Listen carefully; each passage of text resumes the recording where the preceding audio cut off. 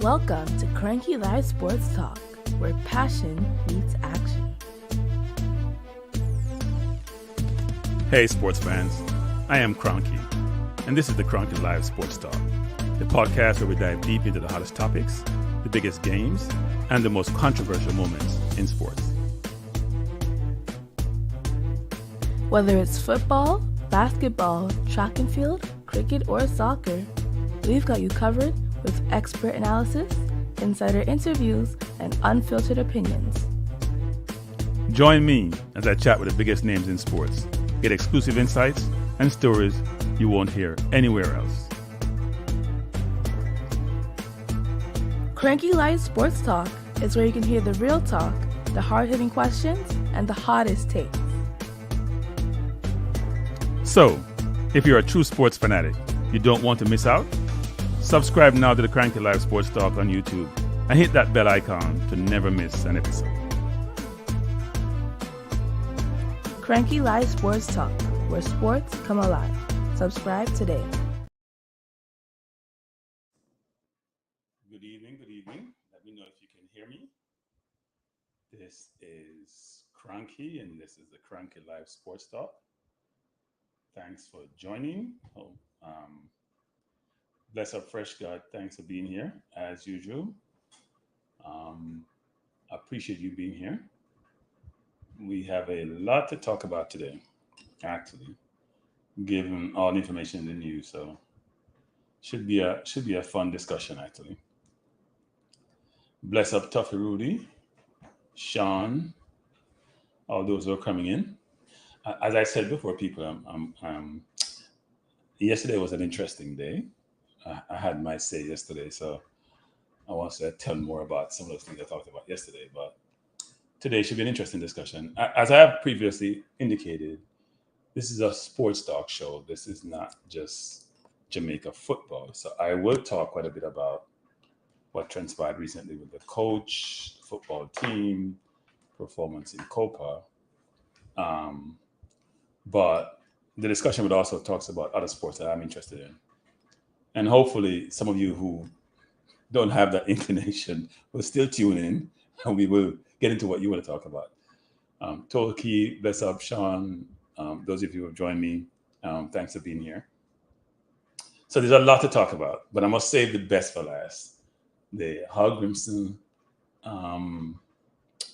discussion, the Jamaica football team discussion, the JFF discussion, they're all intertwined and intermingled, and we'll talk about those. But I do want to go through some of the other sports that are out there.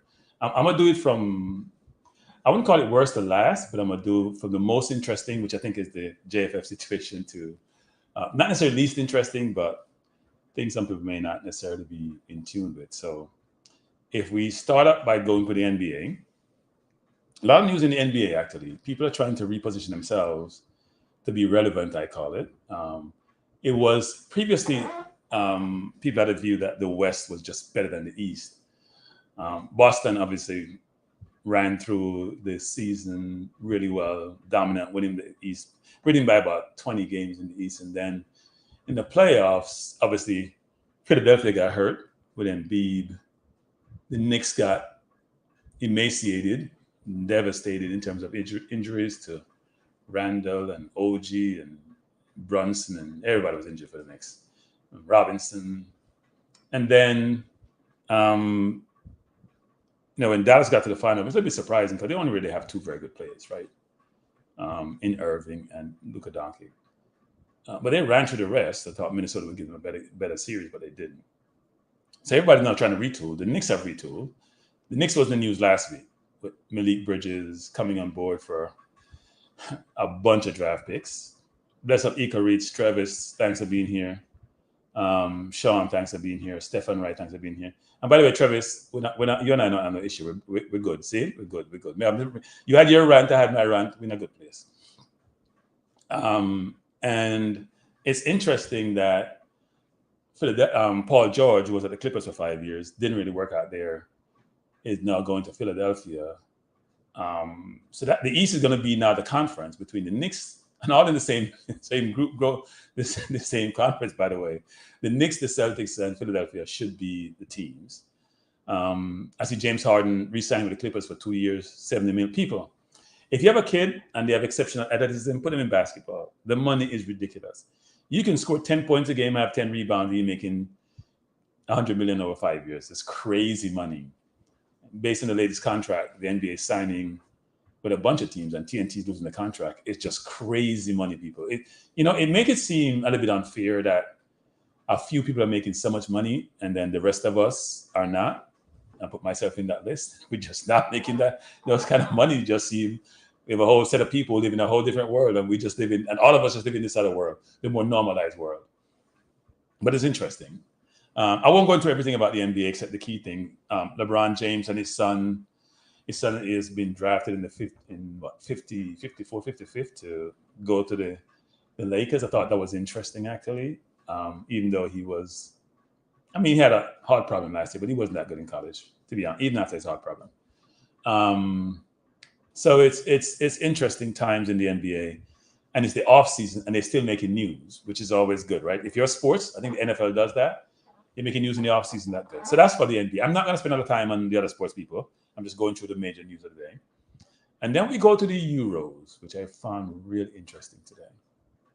So we just saw the penalty shootout between Portugal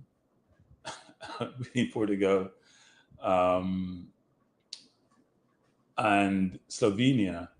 And what was interesting was that the game could have been won in extra time. By the way, the JAAA penalty to me was not a penalty. Sorry, not a penalty. Never a penalty in my mind. That's soft. But anyway. We saw yesterday with England. We saw Spain play, and they've been the most dominant team in the tournament. And by the way, people, so I get grief about that from some people. They play possession football. I think in the last 139 games, they've outpossessed their opponent. So when you play possession football and you have dominant wingers, right? So you can spread the field wide. It's a whole different ball game. That's what Spain is doing. Dominant wing play, spread the field wide. You got to come play us, and it's problems, right? A lot of problems for any opponent. And you see that in Spain. And they're doing well. Yes, Ublab. I'll come to the comments, people, because bless up Eagle Republic. Bless up Ballets I like that, Ballets TV.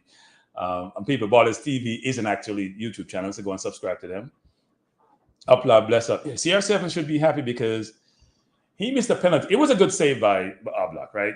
Let's be honest, a very, very good save.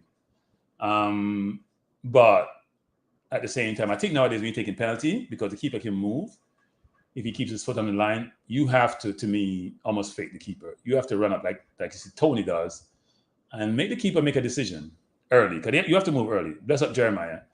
You have to move early. And if you allow the keeper to go and then go in the same direction you're in trouble.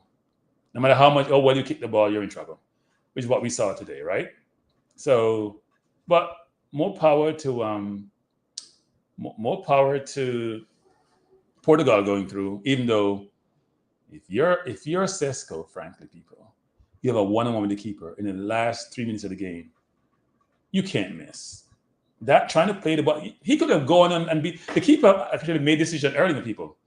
Made a decision early. So you know what you got to do? Just you make a decision, you score around him.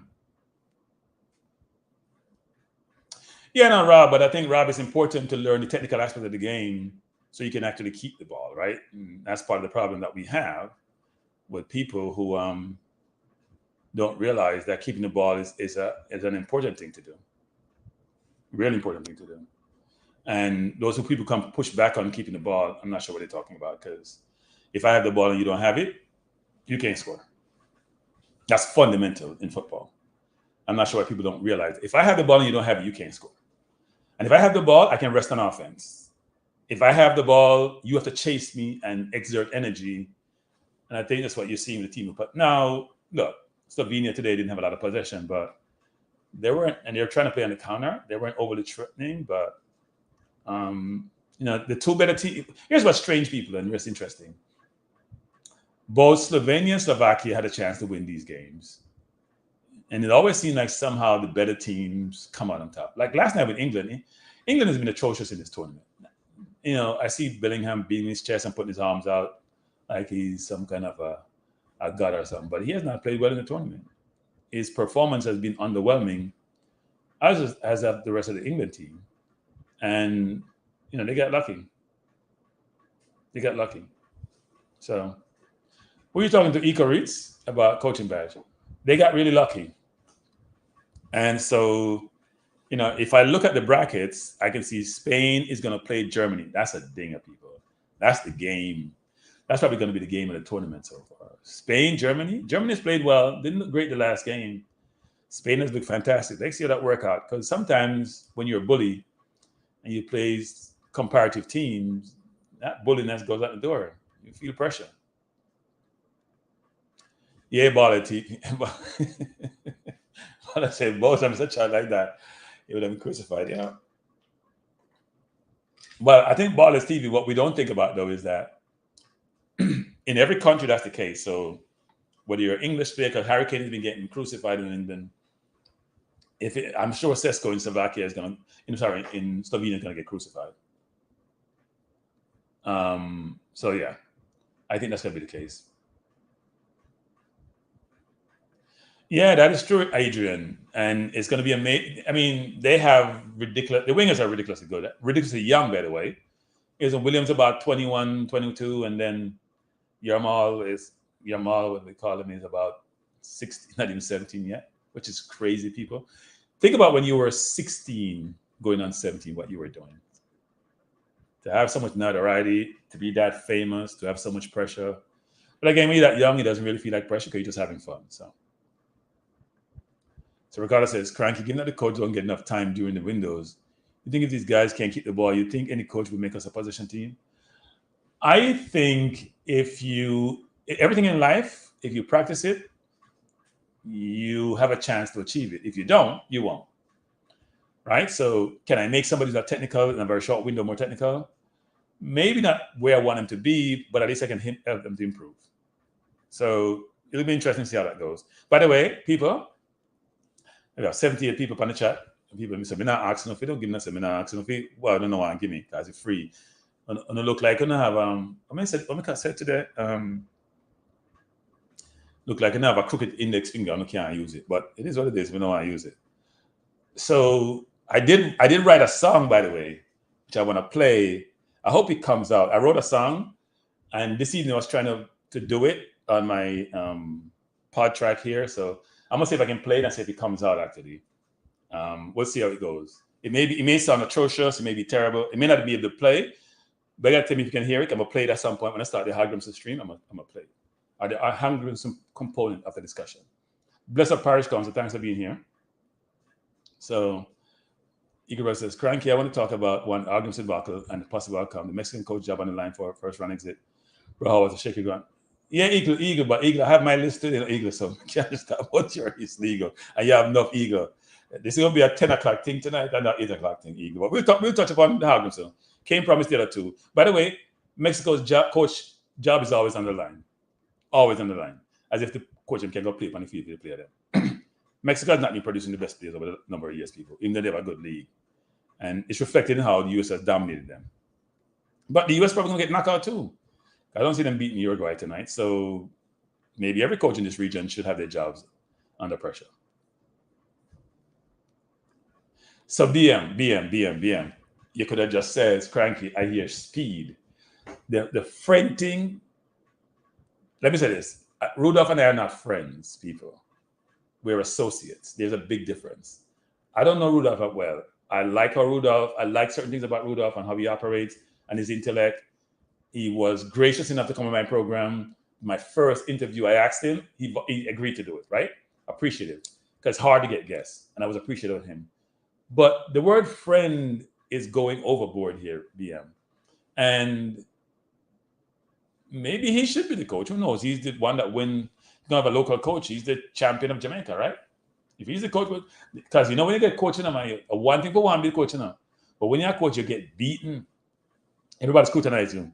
Everybody's criticizing you. Everybody can do better than you can. So it's going to be interesting to see if that does materialize and occurs. What does that entail for him? Because it's a different story of sitting in an office now and look over the world and make decisions and criticize and do your technical performance evaluation.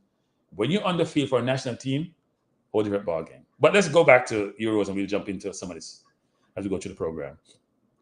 So Spain is going to play Germany and Portugal going to play France.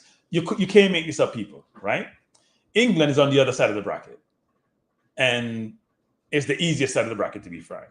Because on this side, we have Belgium, France, Germany, Spain, and to a lesser extent, Denmark. And we also, right? So you can't make that up, people. You cannot make that up. On the other side, you have Romania, Netherlands tomorrow, Turkey, Austria, and England's going to play Switzerland. It's the easiest side of the draw. So we're going to have Spain playing Germany, and then we got Portugal, France. You can't make that up. Here's what I noticed, people, in this tournament. The big teams are not scoring goals. Apart from Germany and Spain, Portugal has not scored. They didn't score in regular time today. France only scored 2 goals and 3 goals, I think. 2 own goals. So France is not scoring. You know, they have Mbappe, they have Dembele, they have all these players. They're not scoring. Belgium didn't score a lot of goals, and they don't have Lukaku. And by the way, people, I love Doku. You just need to learn how to get the ball to his teammates when he gets into dangerous positions. So it's really interesting how the Euros are going. Love the Euros. Tomorrow should be another couple of games. England doesn't play till Saturday, and I think Spain, Germany is on Friday the 5th. So should be interesting, actually, as we go through. Netherlands still have to play Romania, and Austria have to play Turkey. So Euros have been interesting. The underdog teams have done well, and it shows you don't have to have all the stars on your team that are playing at the highest level perform in the tournament, because Slovakia and Slovenia could have gone through real easily today. So that's the Euros. For Copa, I'm not going to spend a lot of time on Copa. For Copa, we have, in all the groups, the team that you expect except for Venezuela. So in the Group A, let me see if I can put this up actually. In Group A, I think the only team in Copa to me so far has not done brilliantly is probably Brazil. Frankly, they drew against Costa Rica, which is heresy. When you think about Brazilian football, I mean, Brazil has been. That doesn't make a lot of sense to me, actually. And Brazil has been struggling, right? And Brazil has gotten a lot of criticism, people, about how they have played. And rightly so, but they can't seem to find a center forward, which is something Brazil used to have an abundance of. But nowadays, they can't seem to find a center forward, which is sort of sad, actually. And we'll see how that goes. So here's the Copa America standings. Try to pull this up. And you can see Argentina has won all their games. Canada ended up second. So Canada and Panama may go through as CONCACAF teams. Because Panama, if Uruguay wins tonight, Panama probably beat Bolivia and go through. Venezuela, who is ranked below us, by the way, 1 place below us. And Ecuador, Mexico, and Jamaica ranked ahead of them. They have won all their games. Got lucky against Ecuador, I think, given that Ecuador had that red card to their center forward. But, you know, you go through. You win, you go through. So it works. Uruguay, playing brilliant football, by the way, on the Bielsa. I think he's banned from tonight's game because of I think they came out late, or the rationale was. But the U.S. and Panama are tied. I don't expect the U.S. to beat Uruguay. And I expect Panama to beat Bolivia. So I expect Panama to go through. We'll see what happens. The ball is round, as they say. And Colombia, who hasn't lost a game since February 2022, playing well as usual in the zone with Brazil. An interesting thing with who Brazil play in the next round if they finish second. Right? They got to play Colombia. We'll see how that game goes. But that's interesting. So Copa, as I don't think Copa has it doesn't have the same cachet, and hasn't been the same as the Euro, but it's just early rounds for it, actually. So one has to be patient and let it play out. But it's been interesting. So we have talked about Copa, we've talked about Euro. I want to talk a little bit of track and field, actually, because I'm a big track and field fan, people. No, I'm seeing the likes, Ricardo, but I'm not stopping the stream. Like I said, Ricardo, as it comes to the likes, I'm not asking people for likes. If you want to put the like up, if you like the stream, put it up. I want to see. You don't want to put the likes up. I'm tired for the begging thing. Yesterday I went on a rant and I had some friends call me and say, what's up? What's up with that? I was like, because people them miles of them likes, like them index finger can't move or something like them losing index finger. So Ricardo, stop beg for likes. I don't want to put the likes up and I put it up. I don't want to subscribe and I subscribe. I'll do my thing. I'm beg. We know what it's, you've been in the stream, you know what it is. You put the likes you want, you don't put the likes for your business. I'm beg you. That's something I live nowadays. So thanks, Ricardo, but that's how it go.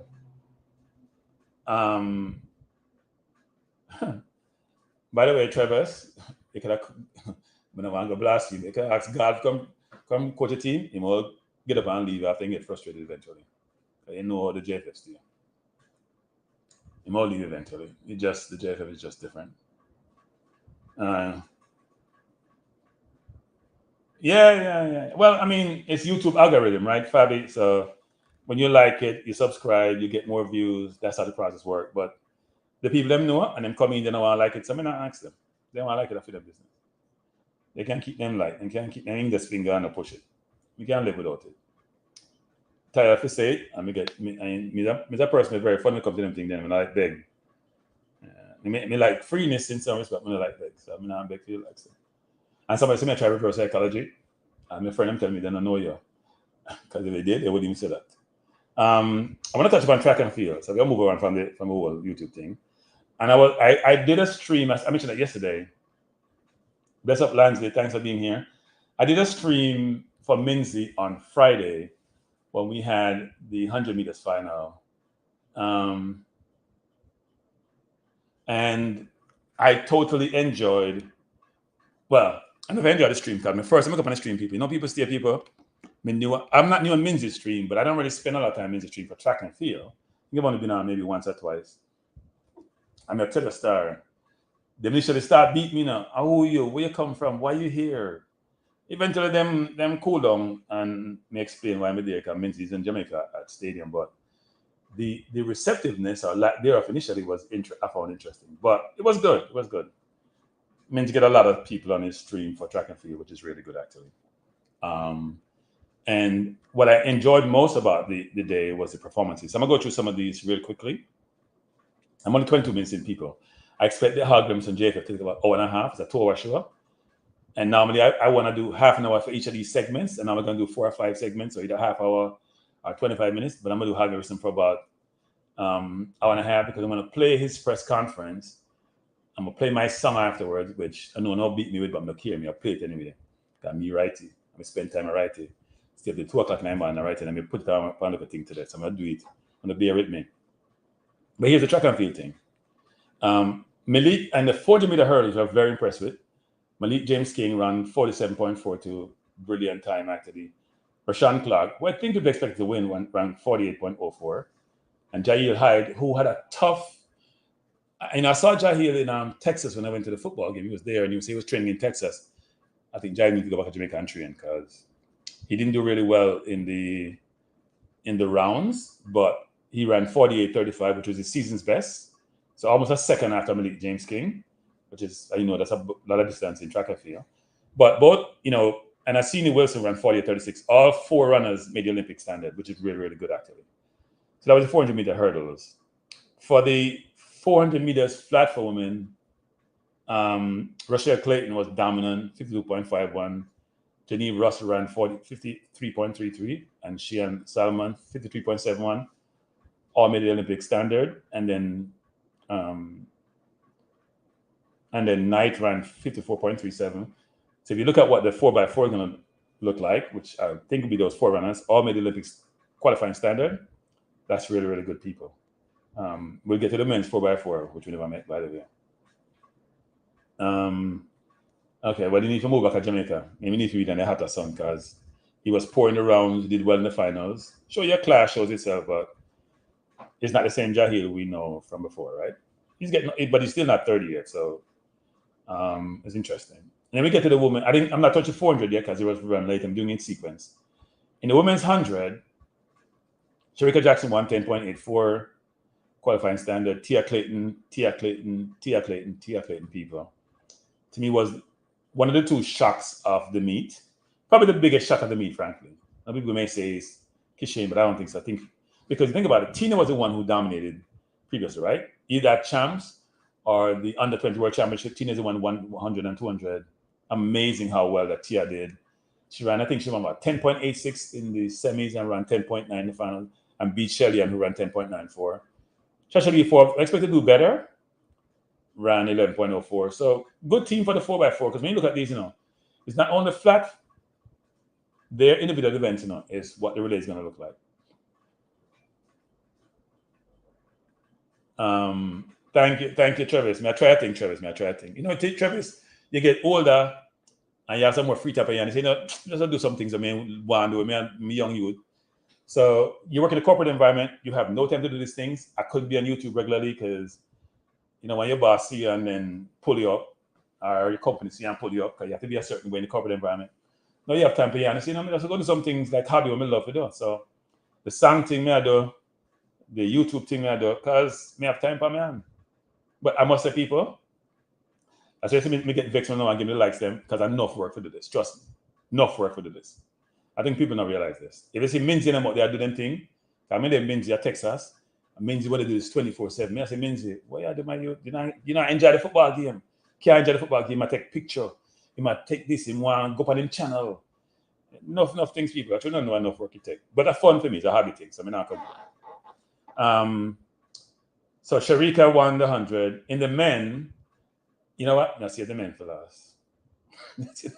I said the best for last. I'll come back to Kishian. So I'm not bearing the people. Of the 110 meter hurdles, when you're an experienced runner, you have to run through the line, to me, as far as I'm concerned, right? So you watch the race with Broadwell, Bennett, Parchment, McLeod, Mason. By the way, McLeod didn't make it, even though they run good this season. Broadwell won 13.18, Orlando Bennett 13.18, and the Parchment 13.19. People, if Parchment run through the line and look across, he win the race, trust me. Because normally Parchment I come from behind now. You get up late. He had the race. Him looking across to see where Broadwell there and where Orlando do, could have cost him. Luckily McLeod wasn't where he normally is. Could have cost him the race. So that's bad decision he made. And you saw Sharika made that in the Olympics, the last Olympics. Run to the line. Unless you know you're way ahead, run to the line. Don't do that. But I think we look good in the hurdles, people. Right? Obviously, we have to deal with Holloway in the US and the US runners then, but we look good in the hurdles. So please do that. And by the way, people, may I do Olympics, especially track and field. I don't do this as track and sports because I don't swimming and gymnastics. I don't do that. May I do Olympics track and field. So I'll be right here doing Olympics track and field. Can't tell you I do every event, but I'm going to do quite a few of them actually. So we look good in the hurdles, people. Really, those are good times, look good in the hurdles. For the women's 100 meter hurdles, Akira Nugent, I messed up her name, I mispronounced Akira name. 12.28, national record, Olympic qualifying, season best, big time run. Danielle Williams, who I was turning for the big meet them, I've seen her she doing her last world championship, 12.53. Janique Brown, 12.61. The first 6 hurdlers, by the way, for Jamaica, made the Olympic qualifying standards, big time. Rob is kind of contradictory because if he's far behind, he can't look back. So when you look back, no, you're almost in front. You were clearly in front. You don't know why you look back for, like him lose something. For 200 meters, people, we're not grading the 200 apart from the women for Sharika. Sharika ran 22.29. Lene Tava Thomas did really well, 22.34. But if you want to win Olympics 200, you have to run 25, 21.7, 21.6. You can't win on 22.9. And Naisha Berger ran 22.39, qualifying standard. Only the first 3 made the qualifying standard, actually. So we don't look great at the 200, to be honest. And then 200 men, Brian Lavelle come through, 19.97. We go on at 20, you're decent. Andrew Hudson, was born outside of Jamaica, born outside of the country, but running for Jamaica, 20.02. Personal best for him, Olympic qualifying standard. Javar Thomas ran 20.32, didn't make the qualifying standard. So you can find something to do if you make the standard, if you can want to race Olympics. I'm impressed by Gary Card, who ran 20.5. I think he's 17 and was the under 20 champion in the 100, actually. So those were the races, except I'm go back to the 100. So, we see Noah go Jamaica and get him butt kick, and him talk about him. He was in extracurricular activities and all sort of nonsense when getting butt kick. But then Mr. Kishian come out last year, run some damn league, pull up, for a pulling down 9.77 people. A big, and by the way, people, him look cross with 10 minutes left as far as I'm concerned. If you run to the tape, that's a 9.45 to me, even probably less. Depending on, because the guy just run for win. As soon as him pass oblique, and I was into the race over. Now I was talking to the coach about how him look. Our coach interviewing, Minzy interviewing him at the stadium and saying not. I thought he was big, huge. I mean, he said not huge. I'm more a soft size, even less than a soft, which I find surprising because he looks huge to me. The most disappointing, and so look, no, I won't have this half himself. I mean, no one thinks about I'll win the 1-2, I'll win the 4x1. Can say 1-4 goal, I mean, 4x4 in my run also, but it looked like no, I have competition between Oblique and Kishigan. So for us, men sprint against back. And maybe even more so than a woman, because the way Shakira run the 100, she will have a hard time, people. Hard time. But if Kishian run like how him run at Jamaica, it done. Trust me, done. Done. Nah, Sherika should give the whole out to the round. Sherika 400 meter runner now. She should not struggle with that round thing. She should not be struggling around because she have normally. Sherika started a 400 meter runner now. Did she win bronze? Where she win bronze? It was Olympics or World Championship, one of them. So she have the stamina. I think Fana mentioned that she needed to lose some weight. She may put on a little more weight than needed to during the season. So I guess she's running into form. And Fana focused on Olympics now, so they have about 3 more weeks to go, so it should be all right. She should be in a better race by the time the race come up. So for people, we talk basketball, we talk Euro, we talk Copa, we talk track and field pretty quickly. So now we are talk about, well, no one talk about Jamaica football. Now, me up play at Hallgrimsson press conference, or his I'm called his going away conference, and we can talk about enough things.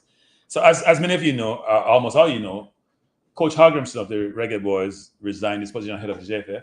As head of, Reggae Boyz. I'm sure the JFF said thank the Lord. Why? They want to get rid of him. Whatever, for enough reason, I'll get rid of him. Secondly, I think his contract was for $2 million. So make $500,000 a year. And one thing we learned from the Schaefer team, when you're not rich and you have to PR people, you can put yourself in a deficit.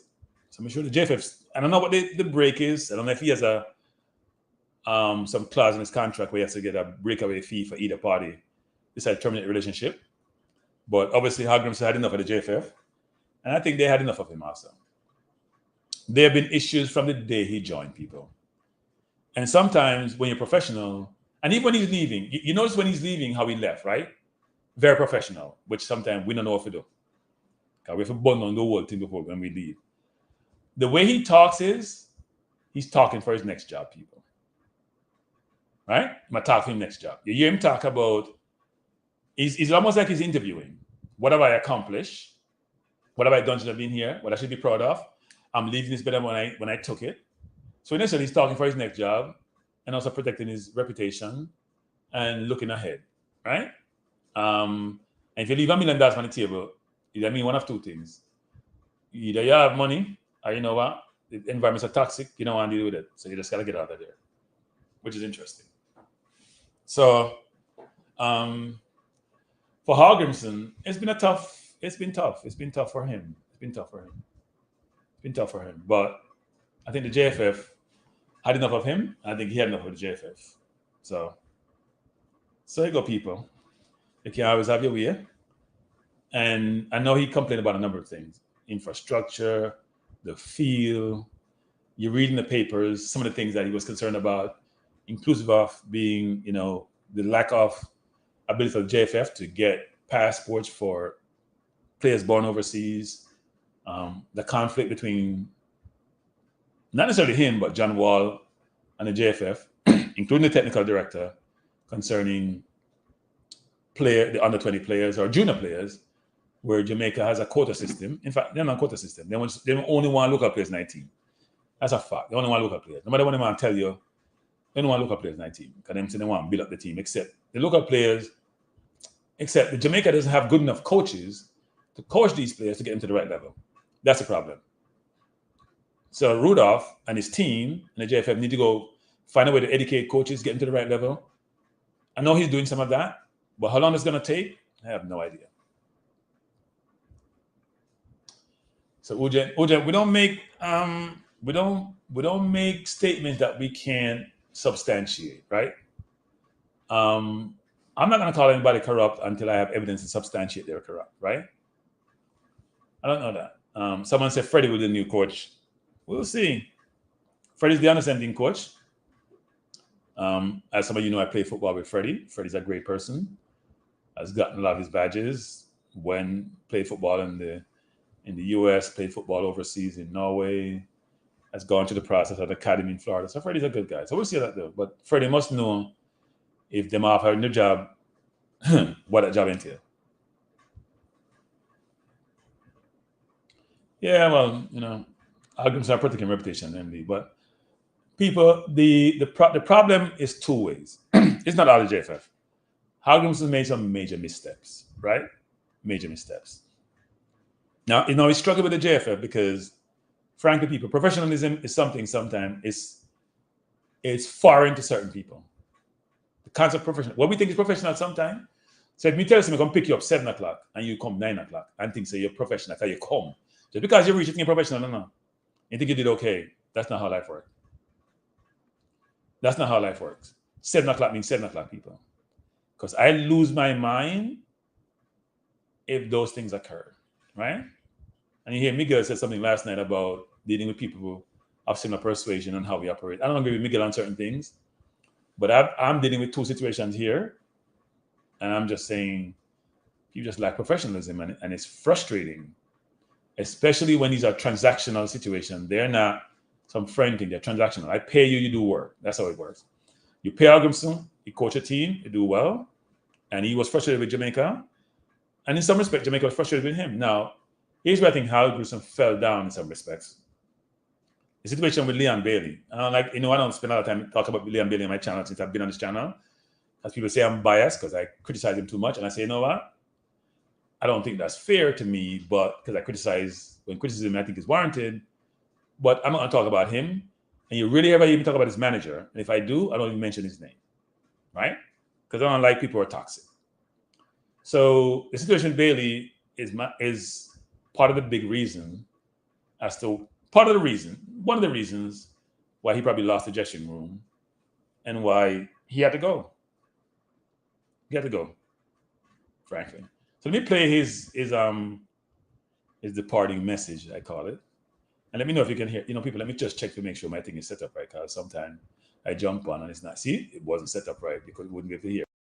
So let me do it now. Let me try to play it. Tell me if you can hear it. I'm going to focus on the positives can you guys in hear this journey. A lot of positives.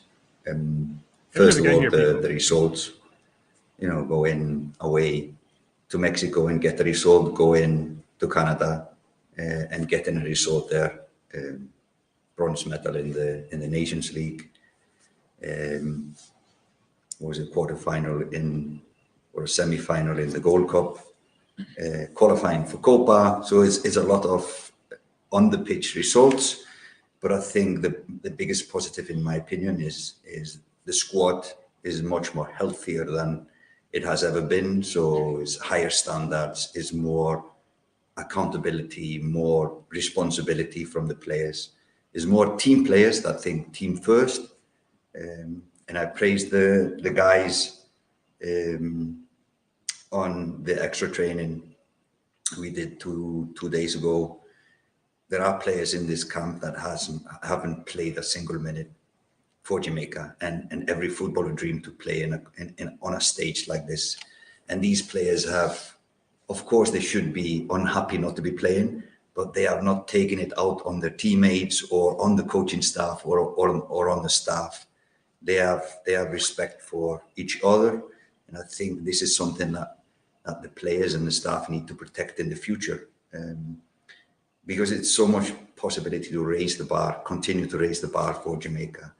That, in my opinion, is the biggest takeaway take from this journey, and I just was reflecting with the players yesterday. When we came, I was told, even from the people in charge, that this was a disjointed squad, that there were kind of 2-3 groups of players playing, foreign players, Jamaica-born players, and they could not work together. I hear no one talk about this today. I heard a lot about this player and this player is never doing their best for Jamaica. I don't hear this today. And being professional in camp is something that has really, really improved. And I give a lot of credit to the players, how they conduct themselves in camp now. It is an absolute honor and a privilege to have worked with them. So these are the positives I take from this journey. The rankings, we're much higher on the ranking list, and this will help Jamaica in the future when we have a draw for let's say the World Cup groups or next Gold Cup, etc., to be higher on the rankings, and we need to protect that place that we are at. And I'm pretty sure I will leave my shirt in a better place than when I came. We're leaving a lot of data at the JFF, tactical data, profile on players. So the next coach will not need to start from zero. I've done a lot of work for him. Whether he likes it and wants to use it or not, that's his decision, but it's there already given to the JFF, programs, checklists, etc. So we're leaving for sure a much more positive environment than when we came, and that's all down to the players. They have really improved everything around, and not forgetting the staff. I think we leave a much better and more professional staff now in regards to, let's say, the fitness coach. We've taken highly professional fitness coaches to help Lamar improve. We have taken high-class, world-class analysts to help Kyle, our analyst, to grow. Darren Glenister comes from West Ham as a physio to help our medical team to grow. We've had Freddie Butler, Bibi Gardner, and more coaches coming in to help the coaching staff to grow. So I think what has happened is that has been a lot of internal growth, and highly want to thank and compliment the staff in this journey. And I think all the players, for example, now are really happy with everything the medical team has been doing. It's been tough, a lot of work for them, working from early morning to late night, but they have shown what we want. We need hard work. So they have led by example the medical team in this camp. So this is my takes from this journey. I think we are leaving our shirt in a better place than we came, and we at least I've seen to that the growth can't continue. We don't need to restart from zero. At least there is basis to work on, and I hope it will be a smooth transition. And it's all done in a friendship, in a friendly way. Good departure. President Jensek, Vice President is here, and it's all done in a very Christian manner, and we leave as friends. So there's no grudge from anyone to anyone, and I just want to leave it this way because this is an important project for me. I've spent a lot of time, I've given a lot of work and time and love to this project, and I would really love to see it continue and grow.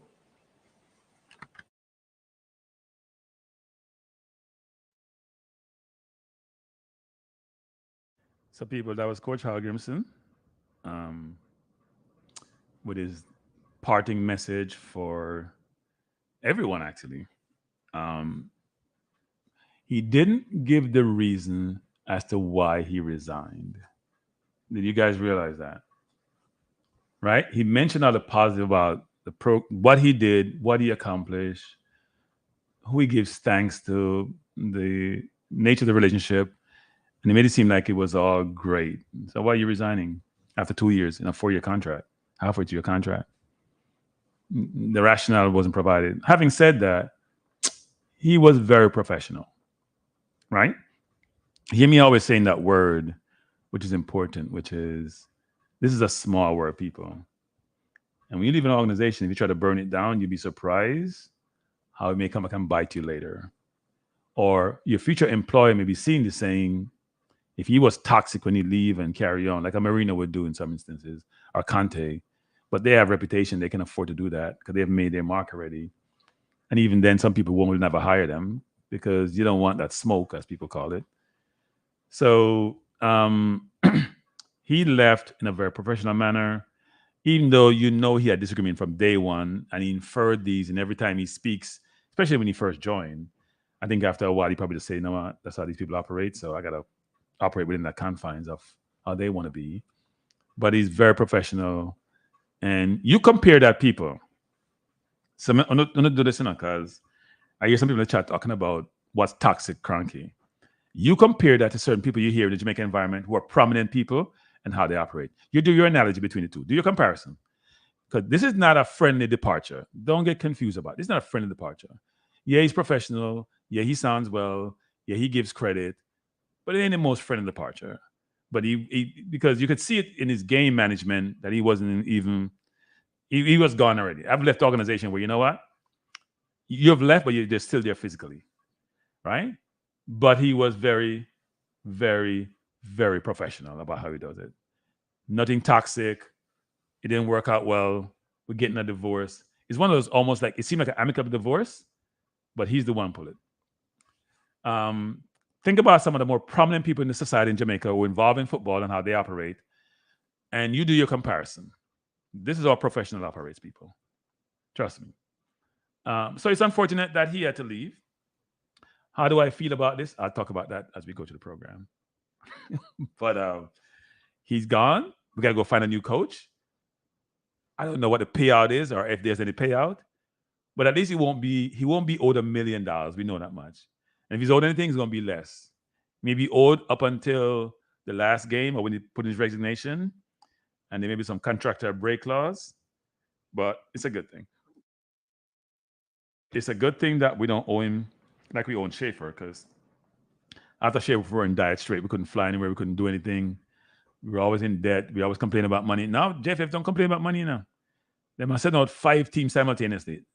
It's like JFF is operating like, it's like when you get some money, you spend it quick before you lose it. But instead of spending it ratably in a very smart way, that's how I view it. Now, maybe they have unlimited funds coming in. They can afford to spend it. Because it means they can get $2 million for Copa, and get money from Nations League. They might get money from Adidas. They may have some sponsorship. 876 will big them up. So you never know. But I think they still got to spend with some prudence involved in how they spend. I heard it was 4 years, BM. So maybe I don't know. I heard it was 4 years. So why is he resigning if it's 2 years? He's not really resigning then. If for 2 years, he just, as JP would tell us, his contract was not renewed, as they say about Donaldson. Right? So I don't know what that means. I heard it was 4.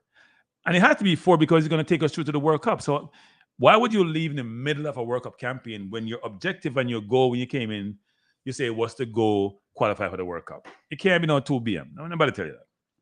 If you were going to take us to the World Cup, it has to be a 4-year contract.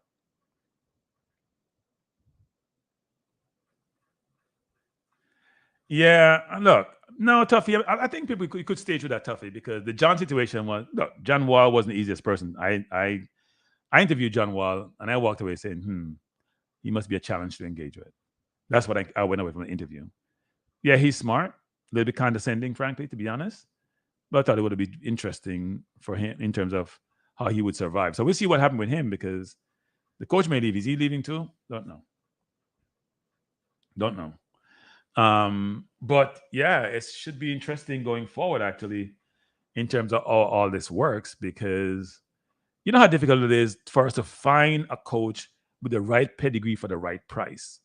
Something you find a coach with the right pedigree, but you can't afford them, or you find one that's cheap, but they don't qualify, they don't provide what you want. So it's going to be interesting to see how Yeah, I thought he was very, very cocky. I'll be honest. When I interviewed him on another program, I thought he was extremely cocky. I walked away saying, if I had my own channel, I probably would have given him a hard time, actually. I must admit. I would have given him a hard time. Eagle Republic, you have a national coach at your alma mater. What are you talking about? You have a national coach. And who just coached one place into a championship and second place? What do you mean?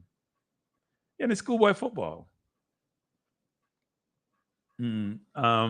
So yeah, it should be interesting, people. So let me know what you want to talk about. I'm gonna try to play my song, people. Don't give me a. I'm don't burn me now. I'm try to play it. You know if we can play it. I mean, if you say me, I'll mess it up. But if you mess it up, no, me come back. So people not bear with me. Cause me put one song together. That was about a week now. I write it. I'm gonna try if you do it this morning. But this look a pod track, yeah. So let me see if we can pull it up. Don't burn me, people. Don't burn me. Give me a break. Don't burn me.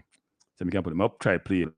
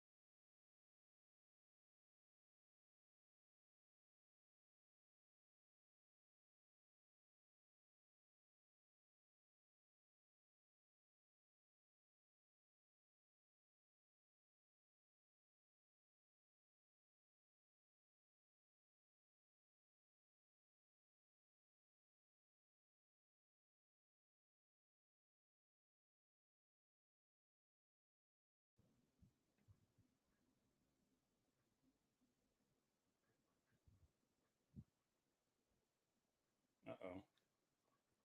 Can you guys hear me? I think I messed up here.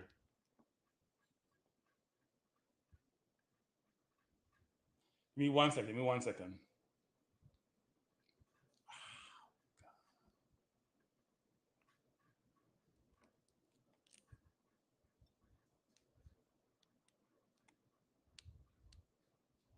Can you guys hear me? I have no idea what happened. Can you guys hear me? This is messed up.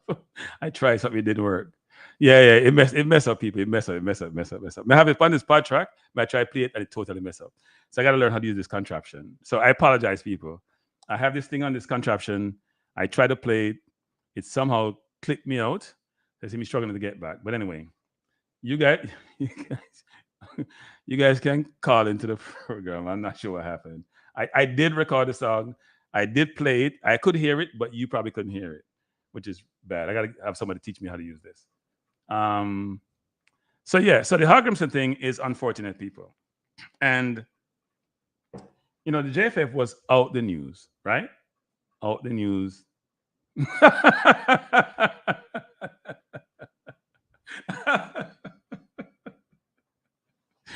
I'll play my uplag. I'll play my song uplag. Cause me like it. See? I'll find a way to play it. I had it on this part track. I could hear it, but the problem is that it's linked to the system. So if I try to play it, somehow it takes over and it doesn't go to the system. So I have to learn how to do that because that makes no sense to me. It should work. But no, it's not a China thing. It's a US. Who knows? Everything making China nowadays. So who knows uplag? Who knows? So I apologize for that, people. Mr. Chicago, Gary, how you doing? Thing making China nowadays. So who knows uplag? Yes, Kranky. How you doing? Good night. Good evening. I'm good, man. Chicago, I'm good, man. I just feel a little some pain with the game and the coach and yeah, man. Because we beat the coach sometimes, but it's a lot of work and what him done, a lot of people cannot do that locally. And my thing, why the coach leave and the JFF put out a statement before because they want to win. Win before the coach. Lego, because to me, like the coach, I hint some long time saying I go. Because I feel it's the biggest problem why the coach, I can't give the coach much blame. I think the JFF them now give the players them, and now look what the players in papers quick enough that he can stamp a team. Right. And it'll get too late upon him to stamp the team. And to me, I figured that they tell him before the Copa, in that getting the players that we want. And I think it's that the problem, and he couldn't. That's why you see him after delay so long to announce players, to put out players' name out there. He have to wait so long. That's why I feel say when he call the two call team together. He say I call one first, and figure say take the Copa now and I get the few new names to come in. But I feel like to me, him say he cannot go no more with this. Unprofessional, tell me this and it's not that. That is my main take out of it. Because I think some more players to make the side more firm that if you pack up so much defense on the field to get the team to click. And that's the coach have been ashamed the coach take out of him. When you see him pack the team like that, if compete, Right. And he's so smart that he could do that we don't look shame long time. But the most important game them, he always then win it are in JAAA. You see? Well, he did. Well, these 3 games are important. He lost all of them, right? Yeah, but these 3. And he also lost to the US, even though in regular season, the 90 minutes but he lost to the US, yeah. In US game, we don't do something, because he never got 25 power where that help if he help him then. You understand me then? Right. Yeah, that's true. That's true. Yeah, but hear me say no. Hear me not try to say, Kranky. You see these 3 games in the Copa. A South American, so people are going like a 15 game Venezuela do not lose before this game, So Venezuela was better than Ecuador them coming into the Copa. But I must say Italy one beat them and I pay a big style then go have practice match. That means them improve. That means I come. Remember saying man, them over Brazil in the league, So it's like a beer beside them. But with Mexico, you see, we match up Mexico, just one little mistake and we lose, But you see, next to South America, we can't match them up because them they are a fire team. Them, what people don't understand, a fire team. Them. So when he want go to the Copa, I feel the coach, they tell the coach, yes, you will get those players. And don't get them, they don't do as they say. Remember one interview in saying, the JFF always say, oh, yeah, man, you will get them, man, and it don't work. It don't work. I remember in certain interview already. Say yes, we'll get the players. Them we'll get like they always say yes, man. Don't worry about it. You'll get it till the time come. It don't work. So when I hear saying you want to leave long time, I don't get one good hinge. But I think it's just scandal because I have one brother who live right in Kingston there, where he work with JFF and big. I saw me get enough ticket when it comes to foreign. We get enough ticket to go a match and so. And I'm telling the coach want to leave long time here. The coach want to leave.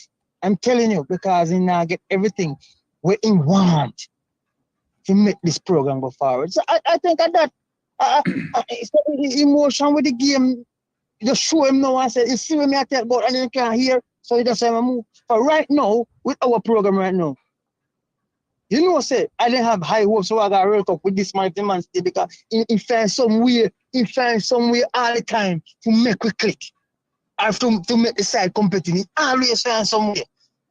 But right now, any coach come there, I don't understand. He can go right back. Every time the history of Jamaica, every time they fire a coach and go right back a yard, and the whole program mash up. We can't reach a World Cup if the whole program going back a yard again. But Chicago, I do think though that part of the reason why JFA would hire a local coach sometimes, not all the time, is because of finances, right? So if I don't have the money to pay, I can pay an overseas coach $500,000 a year. I can pay a local coach $50,000 a year. That's 10 times the difference. The local coach would take it because it's more than they're making as a coach. Why wouldn't they? Right? So they have to sacrifice some of the. But listen now. Yeah. Listen now. If you're going to in a football business, you have to take risks. You see this coach give me a pocket full of money. This coach, because they take a risk, they take a big coach. And if they don't do it again, they can't make money. People don't sponsor people with little idiot coach. Learn that. You have to get something good that people come and put money on your salary or try with this big coach. But isn't sponsorship also based on how the team performs? Yes. Let me tell you, Kranky, if they don't get a high coach, they lose the sponsor. Nothing. Nobody now come against it. And me, I tell you that, Kranky. People go, Kranky, you know business people, man. When you go for high quality, you say, yo, this a coach and this a... People ready to go on board. You know that already. I saw the world set up. I saw the world set up. Which coach we have at Jamaica approved? Nothing. Nothing. And I go back, they can't call player foreigner and call player and talk to player. They can't fly over England, go talk to players, man. And them is something people look at them most of the people beg for coach go. They know how to $1 to get a coach. Yeah. They don't beg for coach. See the coach gone now. What them all do now? They might turn on why is Jefferson fire the coach. Oh no, beg for the coach dead. So the coach gone now. And who they want? Butler we mash up Jamaica football, and they might mash up Jamaica football, spread over rumors and. No, but don't confuse the name Freddie with the other person. No man, me not that Freddie man. Okay, me not Freddie man. Okay. Me not Freddie man. No man, me not Freddie man. Listen man. So they mash up the place with the media and distract them glad enough of them that was aim with the whole distract and mash up the program. We beat the coach in certain style, but we don't want him because. The coach knows say you have to criticize him. You know that.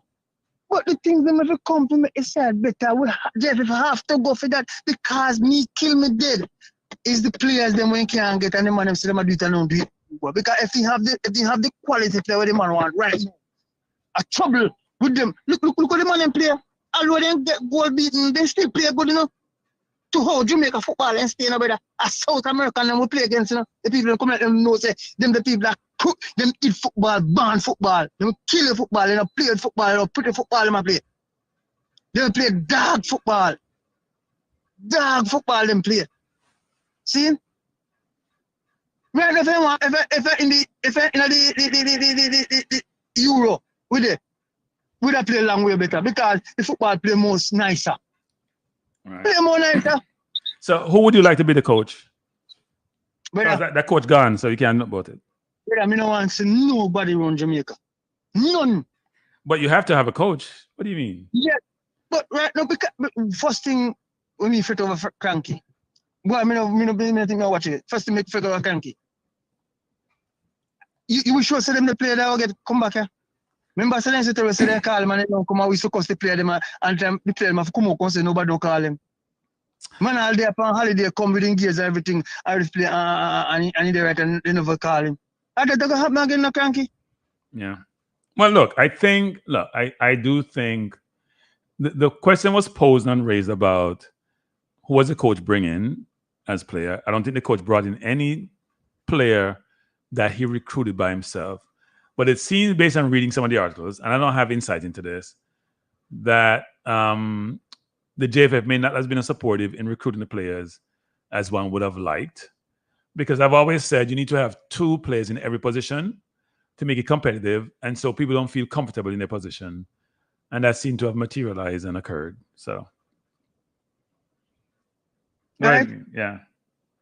And the defensive player the other night, they can see they don't play together before because the two New York come in defense.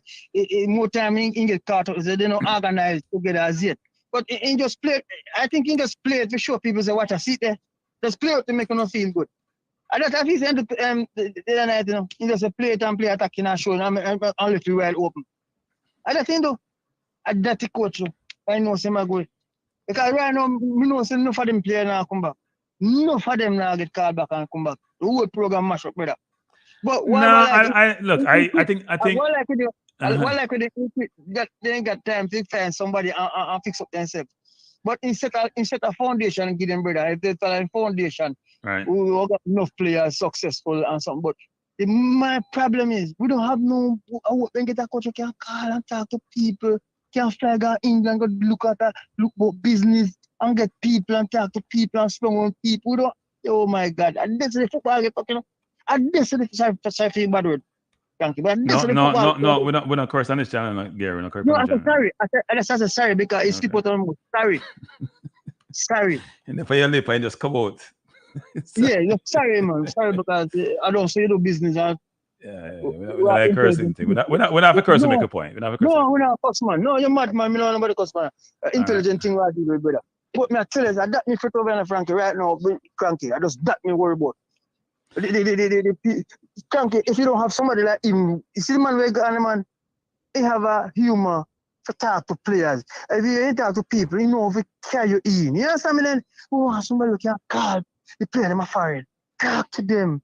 Tell them what reason. Tell them what this. If we don't have that in our national court, you in a problem, brother. Look on Belgium good side and they can't fire. Look on the good side and can't fire. So I tell you something. So brother, I don't know what happened, brother. We're doomed right now if the man don't spend money. This man make them have money that they start laugh and start do like a foolishness. But Jamaica is a country where they can't manage success. You know? The time success start, they turn idiot. And Right. I'm to and be the whole of them. Yes, man. I don't have a problem. All right, Gary. Thanks for All right, calling. Thanks for the call. Bless up. Yeah. Yeah, TikTok. We don't have insight into who did what, because I thought he had closed on these transactions to all these players, but then I get pushback from people saying no, that wasn't him. That was the prior coach in Paul Hall. I always give Paul Hall a hard time saying I don't know who Paul Hall recruited, because if you live in England, if you have a certain persuasion, you should have connected it, because a lot of people I know in the community, they are moving the same circle, right? You see when Robbie on AFTV, you can see him talking about Kevin Campbell and a bunch of people. Kevin just passed away the other day. Rest in peace, Kevin. And you see my friend Apollo and Tony, they all link. All these people, it's a small community, even though people think the UK it's less than 1 million Jamaicans in the UK, frankly. So the community is not that huge. And those people are linked. So I thought Paul Hall in the football community, which is even smaller than the general community, would have more linkage. And I thought he would do more recruiting. I didn't see him do a ton of it, but people are giving him credit for a number of the players you mentioned here, TikTok, which I find interesting. But people, look, it's coaches come and coaches go. So I don't get overly perturbed about coaches coming and going. I just want to make sure you bring in quality, right? Somebody who can change the environment you operate in. As the coach says, he thinks he has improved some aspect of the program, not necessarily the football, but the program. So physio, data, how you manage. But he's also made some crucial mistake. He lost the dressing room. That's not even debatable. The whole saga you guys hear go about, he lost the dressing room. I've been hearing this for a while now, people. I heard this from, let me be careful, because if they have information, I have to manage it now. I heard this from after the first Canada game, that there was trouble in the camp. And I know that some things went down which certain players weren't happy with. But if you notice, people, how silent the other players have been about this whole thing. How many players have you heard come out and say anything apart from the one who went rogue? Right? The one who went rogue actually was part of the whole equation as to me why the coach would never end up.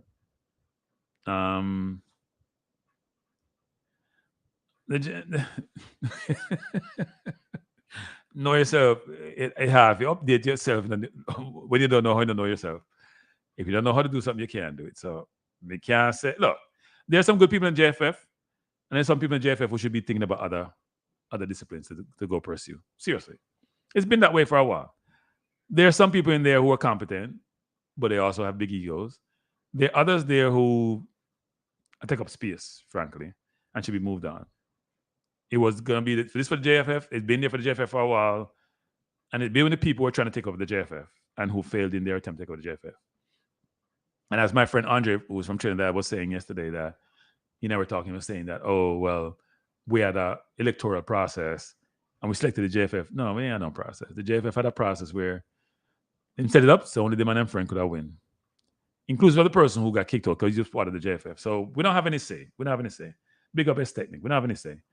We just have to, we love the football. We support the football. We support the players. We support the JFF if support is warranted.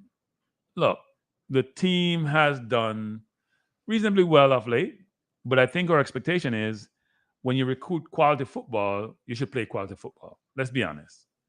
If you recruit quality footballers, I should say, you should play quality football. I'm not sure we're playing quality football. We're playing defensive football. But when I look at the Euro, for example, Romania, Slovenia, Slovakia, they're not afraid of them big boys. There's no feeling good about I did well against England. Slovakia's not thinking that. They think we should have beat England. They should have beaten England, frankly, by the way. Right? Slovenians think we should have beaten Portugal when Sesko get to it, even though Ronaldo could have scored a penalty. They're thinking we could have won. They're thinking about, oh, we got so lucky. We compete with them. No. Coaches get paid to win. And the coach has some good results. But he also had, you watch him football, playing two up top, playing kick and hope football, and you just like get frustrated. So, and yes, you can't please everybody, right? So we're gonna be in our seats watching football and trying to criticize the coach, and we're not there with the players and the environment and what they're seeing and who the players and how they view the players. But he didn't give me the biggest comfort. But I think he did some good things, and I think some things he could have done better. The whole saga that occurred with him calling a player, putting the player on the roster, and the player not turn up. Sometimes those things are not even forgivable. And you put the football in disrepute. Yes, that's technique. We want the team play good. And here's another thing, people. I've been saying this to people, which is, I'm bad now watching boring football, people. No, even sometimes if you win, you're just like, you know what? You hear Tottenham say this all the time. We'll take the win for 1 year because we won a trophy, but you have to go. You got to play better football, or you got to go. You got to go. We don't want to play ball because it's entertainment. We don't want to football. Good evening. You're on Kranky Live. Who am I speaking to? Hello, Kranky. Yes. Yeah, I'm live. Yes, you're very much live. Yes. So be careful what you say. Yeah, you're live. You're live. All right. Yeah, man. No problem, man. That's why I'm called. What I want to say, Kranky. So who am I speaking to first thing? Who am I speaking to? Wayne. Good night, Wayne. What do you have to say, Yeah, Wayne? man. Yeah, speaking on the coach, the topic of the coach. Okay. Yeah. All right. What I want to say, Jamaican people, they don't know what they want. You understand me? There was a poll where roughly about 80%, especially result and the losing a dressing room and the poorness of the playing and all of that. 80 to 90% of Jamaican people saying that they want the coach to go. Right? It wasn't, I'm not defending the JFF because, but what I want to say, the coach resigned because the coach lose his dressing room. I heard that thing. I don't know if it is true, but I heard a thing from a source. The coach was trying, even in the last match there or somewhere there in the Ecuador match or somewhere there, the coach was trying still to get Bailey in the side. You understand me? You have to follow protocol. You have people who employ you and you realize that somebody against the head and going both things the wrong way, and you trying to go against that. You're gonna lose you're gonna lose your dressing room. You understand me? This coach reached the ceiling, Kranky. He reached the ceiling. So you were supporting the coach resigning or being fired? No, I support him to resign because why? He realized that he lose the respect of his players. You understand me, Kranky? He lose the respect of his players. So he go, but the writing was on the wall. You understand me? This coach couldn't really. Right now, it is better. It is better than when he came here. It is better now because there's a track record for good players. He leaves some things in place, and the only thing the JFF can do now, get a good coach. Don't, when this program will collapse, if they would like put the second in command, like what they do with Theodore. if they go ahead, because they supposed to have the money to do it, get a good coach. They have roughly a month and some days. So within 2 weeks' time, they sit down and do their thing and get good coach. Don't come with the stupidness. They're gonna make the next man second in charge. That would crush the program. Right. That would crush the program, completely crush the program. So the program is still good. The only thing about it is just in the JFF fans now.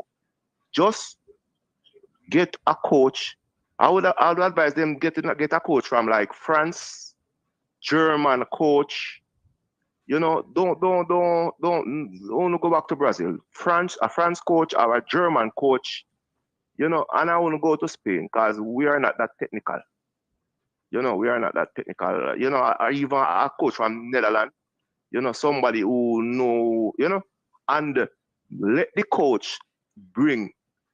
Don't appoint nobody to the coach like you're saying you want the coach have somebody. No, this coach should have people from he's supposed to carry all his peoples.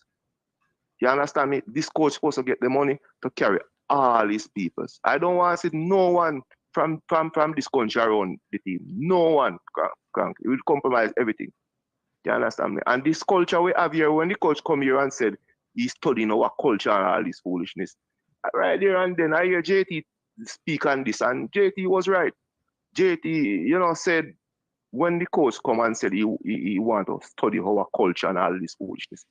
If you speak to 10 different people, everybody have their own, facility towards football. You cannot, you're gonna lose focus, Kranky. So yeah, but I don't agree with the view that if I come to a foreign country, I shouldn't try to understand your culture to know how to deal with you. I need to, because I'm gonna create faux pas. I'm gonna get in situations I can't get out of because I hadn't understand how things really work in your environment. Right? As they say, when you go to Rome, you do like the Romans do. If you're going to do something totally different, you're going to have conflict because you don't understand how things operate, how things work. If you go to Jamaica, for example, where people move at a snail's pace a lot of times, you go to talk to somebody, do something to me, and they say, okay, I had this in my Navy the other day. Go get your passport. 2 days later, he hasn't gotten it. I'm like, what are you waiting for? I get upset. I'm like, I said, go get it. I meant go get it today, not 2 weeks from now, not 2 days from now. So there is a sense of urgency may not be there. So if you understand the culture, and he has mentioned that actually, he has to get used to that culture, which is, okay, I'll actually do it. It may be next week. It may not be today. Because I can't change the culture because the culture is embedded. No, but the thing is that, Kranky, I understand what you said, and it's really have sense towards it. But look on this, Kranky. Our culture, we have people, we have a high percentage of our people saying that, special people in our place, saying that the local players can qualify we to World Cup and represent we well. Wait, back up. Which people say we can qualify? When has the local players ever qualified for us for World Cup? I know it cannot. Except for 98, and they had 3 British players there who were key. Hold on, Kranky. I want to know who those players people are, so I can burn them out. Kranky, they are here in Hallgrimsson in Jamaica. They are here, Kranky. They are here. I can tell you, these people believe.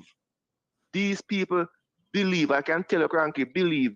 The local clubs or the local players or schoolboy players can qualify us to any World Cup. I can tell you. So Wayne, let me say this. That's part of the biggest problem. That's why, hold on, Kranky, stick up in. That's why I say to you, Kranky, I don't want nobody around from Jamaica around the football, the national football. I don't want no one. Because I know this. You understand, Kranky? And I can say, Kranky, look, if we get a coach, give the coach, don't tell the coach that you want him to develop a coach, a young coach. The young coach want to develop, he spend his money and go abroad, like what Miguel Coley do. I don't want, look on this coach. This coach, really do not recruit no one, Each person come, he said that it is this guy Maran Garden and whatever he named do the recruiting.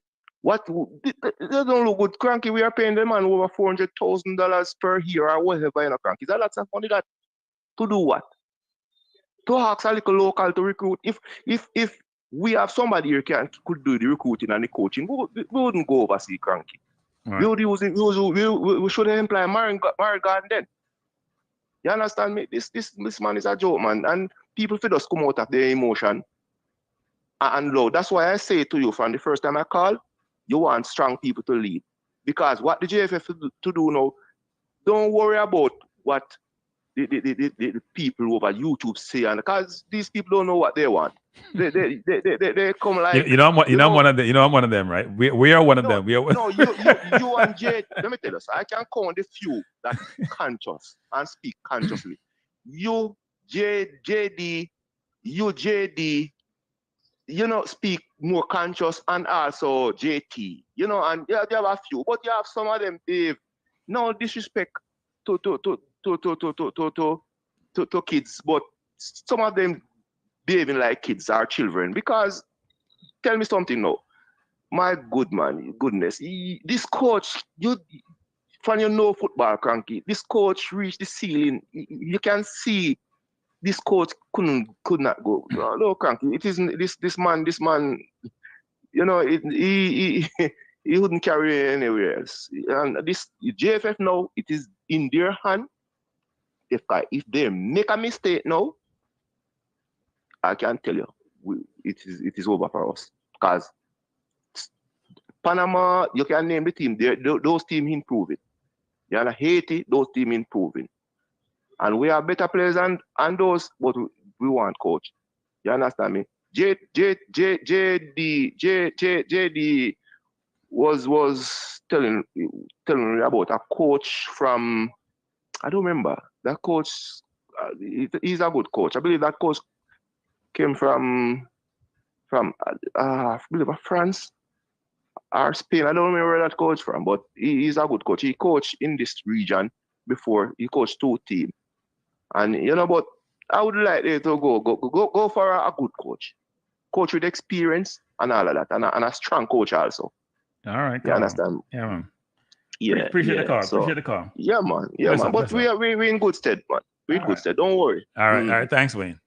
Yeah, man. Good. So that was Wayne, people. He's not losing any sleep of us. He's not losing any sleep of us losing that coach. Thanks, Wayne. All right, bless up. Yeah, man. Good, Kranky. All right. Wayne is not losing any sleep, people, of us moving the coach. Look, I had issues with the coach, but I also think it is some positives, right? You got to be balanced. By the way, people, Mr. BM said something when Jamal Lowe have a club or him don't come for a call up. And then somebody compared that to when Nicholson was in Moscow. Look, people, I've said this 1,000 times. For an individual player not to have a contract is a big deal. I'm feeding family. Because it's a football, I make decent money. And there are certain lifestyles which they got to maintain. So if I have to go find a club, I know people say, well, Bobby Reid didn't have a club. Yeah, but Fulham want Bobby Reid still. So Bobby Reid have an option. Jamal Lowe may not have an option. So if he says, I can't come this window because I have to go find a club, that's what Jamal Lowe should do. If he not have no job, what Jamaica will do? What do for him? Jamaica can't do nothing for him. That goes for any player, whether it's Cephas, whether it's Nicholson. If you don't have a club, people, and you have a chance to get a call up and go find a club, go find a club. Because Jamaica not pay you. We not pay you. We can't criticize how we want. We not pay you.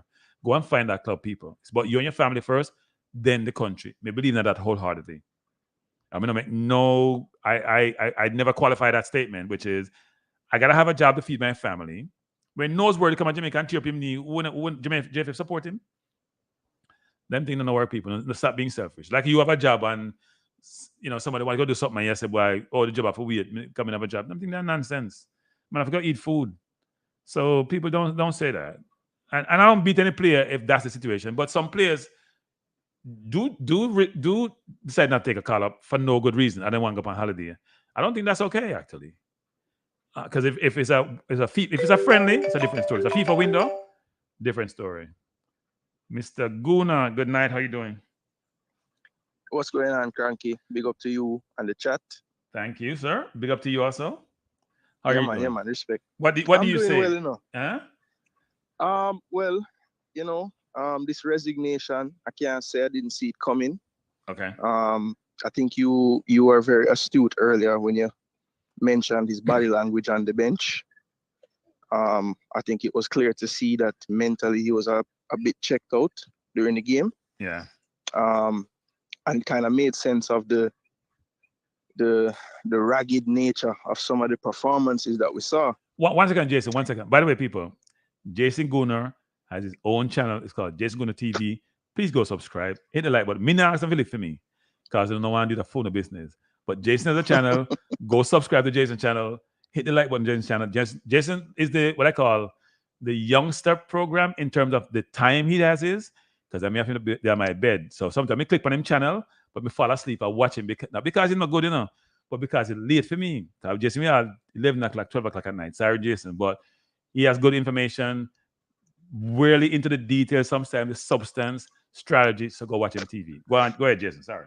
Yeah, man, respect for that.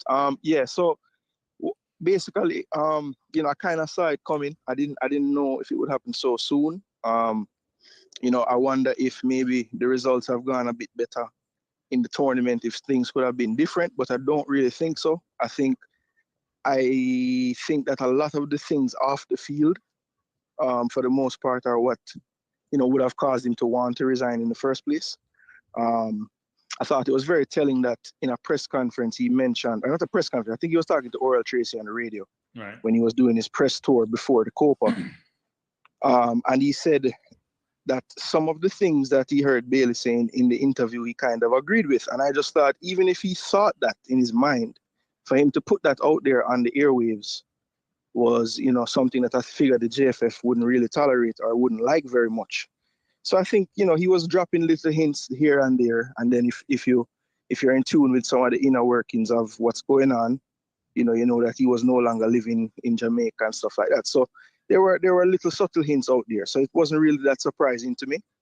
But one thing I wanted to tell you, right? I agree that I think JFF are in a better place financially than they were when Schaefer left the program. Right. But, I tend to go with what I see an organization do over time.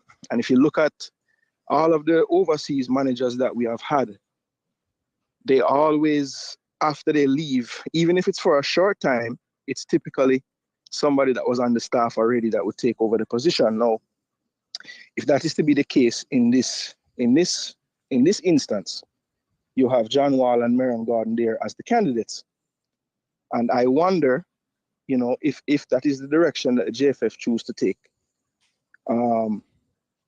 what's that going to look like? You know what I mean? Because he has never really said one is ahead of the other. So Jason, here's the question, Jason. What has John Wall or Gordon done in coaching to warrant the head coaching role for a national football program? I would say the answer to that is nothing. Exactly. But again, you have to look at history. When Theodore Whitmore got the job as the manager of Jamaica's national team, the same thing could be leveled at him. So right, but Theodore was before. There are two things for Theodore. Was it the cachet of him being a player? Yes. And so people were okay. So that's what cachet plus cash. You know what I mean? Well, look, Wall is already under contract, right? As is Meron. So the cash thing is checked off. But I do agree that maybe, the lack of their experience and the lack of them scoring World Cup goals for Jamaica would cause the public to maybe have too big of an outcry. So I could understand that. But again, I tend to look at the recent history or the history of an organization. Right. And when I look through the history, every time one of the people that's on the staff already ends up being the interim even if it's not forever, right? He's going to get a few games or a few windows, right? So I just want people to understand we're talking about what coach can we get and who do we want and this and that and the third. But just remember, typically, that's not how it kind of goes. So Jason, somebody said Marion Gordon won the Costa Cup. People, no stop, people no stop. Me ask them what accomplished, and they say the Costa Cup people. Why am I tell you? I have to laugh. Go ahead, Jason. Go ahead, Jason. Go ahead. We go from Iceland, go Euro with a coach. I will talk about the Costa Cup. like night and day. Yeah, so I would just want people to think about that side as well and know that that's a big possibility. As a matter of fact, on the live watch along Sunday, there was the camera panned to the bench and it was Maron Garden and Hallgrimsson in the shot, and I said, well, there's a shot right there, people, of the current national team coach and the future national team coach in one shot. Right. And the chat start laugh and dead with laugh and say me a joker, but I was, sometimes when you say a joke, but there's some truth in it. That's really what I was thinking, because that's the route that we tend to go. Now, John Wall is there, so they could go with him, but again, he doesn't really have any experience either. So I don't know. So here's what's interesting, people. So whenever you hear someone says in JFF, we're gonna do a technical review and a performance review of that's like the kiss of death. Because when they say they're gonna do a review, that means they've already done their assessment and determination. They just have to memorialize on paper. They just put it on paper. That's all they have to do. Right? Because you have to put the technical director put in a report to the board and then them finalize it. So him from you hear that come out in the newspaper, you know it done. But anyway, go ahead, Jason. Go ahead, Jason. and I think my hope, Kranky, is that whatever the decision is, it doesn't derail the progress of what I would call some core players that we have found and keep picking for these teams. Right. That would be the thing that I think would be really sad at this point, going into these Nations League games. Obviously the World Cup is not till a ways away, but, I would want to see some continuity for the most part in the squad, and I would hope that changing the coach at this juncture wouldn't derail that. That's all. Yeah, no, look, great point. Great point you're making, Jason. And we would hope that we get a coach in who people respect, who have the respect of the players, have a style of play that we like, and can, more importantly, get the results we're looking for to get us to the World Cup. Because we're all looking, if we don't make 2026, we're not making it no time soon, Jason. None. No, Think about true. it. You're thinking about the 3 teams in this region who already qualified because they're hosting. And we have about net 4 position, 3.5, whatever the number is, 3 plus 2 halves. Yeah, 3 plus 2 halves. So 4, say 4. Yeah. Mm-hmm. If you can't make it now, you're not going to make it. And we are in the top. Look, Costa Rica, Panama, Honduras, to a lesser extent, Guatemala and us, right? Going for 3 positions, basically. It should be Costa Rica, Panama, and us, as far as I'm concerned. But if we play around, the Surinams of the world who are trying to buy anybody who will ever say them no Suriname, they might bring them in, right? You're bringing all those overseas players, you gel them, they play well, could be in the mix. The Honduras of the world who are trying their best. Everybody's going on and searching where they can go far and wide enough because they realize this is the one time you can make the World Cup. We're going to do anything to make it. Their governments, their people are trying. I think we have to put in a holistic effort to also do the same. That's my view. So, yes, man. So I appreciate the call, Jason, as usual. Yeah, man. I'm going to run. Right, bless up to the chat and bless up, Kranky. Yeah, man. Thanks, Jason. Appreciate it. Again, that was Jason Guna, people. Jason has his own channel, Jason Guna TV. Does a brilliant job in terms of breaking down games, breaking down players, showing you strategy on how it works. He sometimes comes on a little bit late for me, but I do watch his program. Sometimes I get to watch it all the way through if I'm up, or if not, I figure out a way to watch it subsequent the following day. So bless up, Jason. So I'm going to talk to some of the comments and people, it's going to be a long one, people. I may just put on the phone and long one, people. Gunner's boss, good night. Yeah, man. Sometimes you just keep me ID, man. Let me just talk. Big up yourself, Kranky, military, boss to the world. Bless up, Gunners. How are you doing? No, I see y'all taking victory laps all over the place. What do you mean? What victory laps? I see everybody taking victory laps. Everybody owning the rights to fire the coach. Everybody. No. You've never back up. There's no. I'm not Jason, but Gunners boss. I've never said fire the coach. Never. What I thought I should or not, I never said fire the coach. I don't want nobody to lose them. I'm not forcing nobody to lose them job. I'm not advocating nobody to lose them job, but the coach needed to change. It's some things he needed to change. Yeah. So all right then. Who we are putting Kranky? No, I'm saying some things need to change. Because I didn't say fire him. Because I didn't say fire him. I don't put nobody in. I didn't say fire him. Kranky, how are you? Go back and listen. You remember that interview the way it happened to Steve? And what happened on the interview? I want you to go back and listen to the interview. What did I say? What did I say?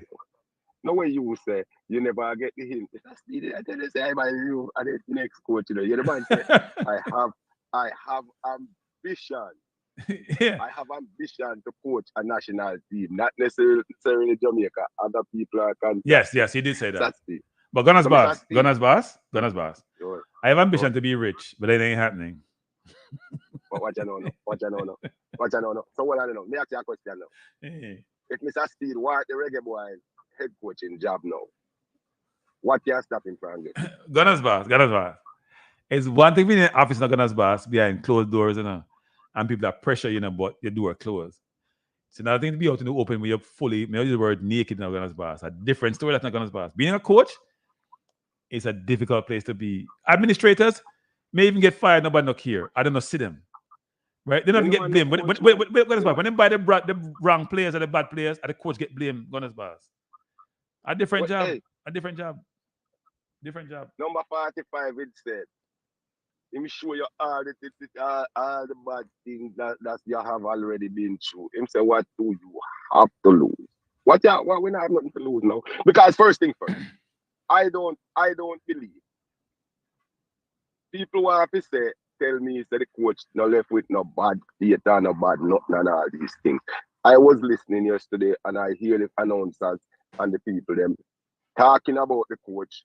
As the caller before me said, talking about the coach, and this might be him last job and what was said in the Herald or whatever the paper name, where the paper will come out with it. Observer. Sorry, people don't just an error that. The Observer, and they was talking about it. That is when they push the camera over there, find the coach one at a time, and the coach and the brother, the next brother, and him turn and I say something to him. But for you see how the coach just sit down there and have him leg lock. You know, say that coach there, I done him, he done right there, so he done make up his mind already. Say, watch this. I'm not just left the walk, we left them people there, because first thing, me a white man, I'm not used to them, the color skin people that chat me down and talk to me somewhere, and they're very disrespectful, and me just attack when me how me that feel, me so me no hear the quotes, me just attack from a human perspective and a human point of view, how me that feel, especially if me know say I help me, I try help some people, and them not appreciate it, and they not want it, whether me I get paid to do it or not. So the coach is a man where in the foolishness, and he want a professional thing, and there is too much people involved in the Jamaica football, especially some look waste man for YouTube when I nothing to do, all they do is sit down and chat about JFX this, JFX that every day, and coach this and coach that. The people them say the coach is that do great. You know, go in the comment section, about type nothing about me, because me got talk same way, So look, you're turning your type or no one type all out. Just talk. Me watch the comment section. Nah, say nothing about them. I listen to you. So no beat the people them. Yeah, pre-beat to prevent them from beat you. They want beat them to beat you. How do we get beaten at some point? No, I want to think with me. Hey, the last time you get beat me, I 8 years old I run with. You don't get no beating from that. Nobody don't beat me. I will admit, Gunners boss, I didn't take beat neither. I will admit that people I didn't take beating. No. If you want beating first, you have to catch me. You have to catch me. Yeah, I'm not take beating. Last time I beat me, I 8 years old I run with, and I never go back home to them, man. We never run with 2 years that I run with from mama. But if you run from you for 8 years old, or you anyway, Gunners boss, not even talk about that. That is another story. One day you have to call me and we'll have this discussion, because that one year I go viral. All right. One day we sit down and have that discussion. I'll give you a life story. One day I make documentary. You can put it on your channel and bust the channel big time too. Because I today know I see one little man there over our next channel. And I type something in the comment section. Here where I'm saying now. Idiot, the man said, oh, me not even read film comment, because all him do is call and try to go viral. So me no boss me a boss and Kranky. Me not go viral after me not get no benefit from it. So I channel a benefit, so joke at them no understand and say, you don't know how the algorithm run, man. And that's why I'm not jealous of me. That's why me can't go viral on YouTube every day and can't get a viral moment. So man, Flavor Max. Gunners boss, keep it. Gunners boss. We not go viral today, right? Just keep it pan down. No man. We support. Me want to see dollar sign down for your channel, Kranky. So me not monetize yet, so that's why I say me not stress for now. No. Stress for not monetize yet. The monetize are gonna come when you have enough subscribers. No, I have enough subscribers. No, I have enough. I have enough. But the problem is, it takes 2 to 4 weeks for the monetization to occur. So, make we get some. We will have some viral video. We make the money bigger when you go monetize. yeah. I'm not pressure for them. I'm not pressure for them. Even me go monetize, I'm not pressure for them super chat or not. I'm not do that. No, man. I don't know. Who do and who don't. Exactly. With the here for the entertainment, and sometimes we're boring to talk to some people because we're not too friendly with people up close and personal. So we keep them from a distance over here. So. Yeah, and if them come close by, we then can't even come near. So Gunners Boss, let's stop you. Gunners Boss, do you think the coach should have been fired? No. Why? I don't think the coach do nothing wrong to be fired. No, actually, back up. You know what? He wasn't. No. Back up. He wasn't fired. Do you think he should have resigned? Wrong on my part, PBA. He wasn't fired. He resigned. Yes. Why? No, we know them not resign. We know them force him out. We know say a force. Come on, man. We know sports in business long time. I know. So that is a force out. That was somebody who have something to gain. Leak it to them friend over the newspaper company, and the newspaper company publish it to embarrass the coach, knowing that these people, you see them people over them side of Europe there, them hang up themselves lesser things than that, you know. Them people they easily embarrassed, so the people them know them use human psychological on the coach and get out the coach because the coach not understand that's how the thing run. A peer scam reach the coach. Them use the coach in every way them could have used him and then them refuse him. Including the whole saga with the Leon Bailey and man tell him to call the coach and tell him call the coach and then them say Leon Bailey are going to play. All them things that we go. If you know, just follow the trend of what the article said. Yeah, but Gunners, I must stop you there. Didn't the coach create some of the same problems for himself in how he operated? You can't call a player who told you he's not coming, and then you're going to put the player on the squad, official squad, and the player says he's not coming. The player's been on the public domain, embarrassing the organization, embarrassing the country, frankly. It's a fact, not disputable. So why would you want to be involved with something and some situation which is toxic? Why is the coach really saying, you know what? And I know this for a fact, Gunners Boss. This didn't start, when he says start in the Gunners Boss, this has been happening for a while now, Gunners Boss. Trust me.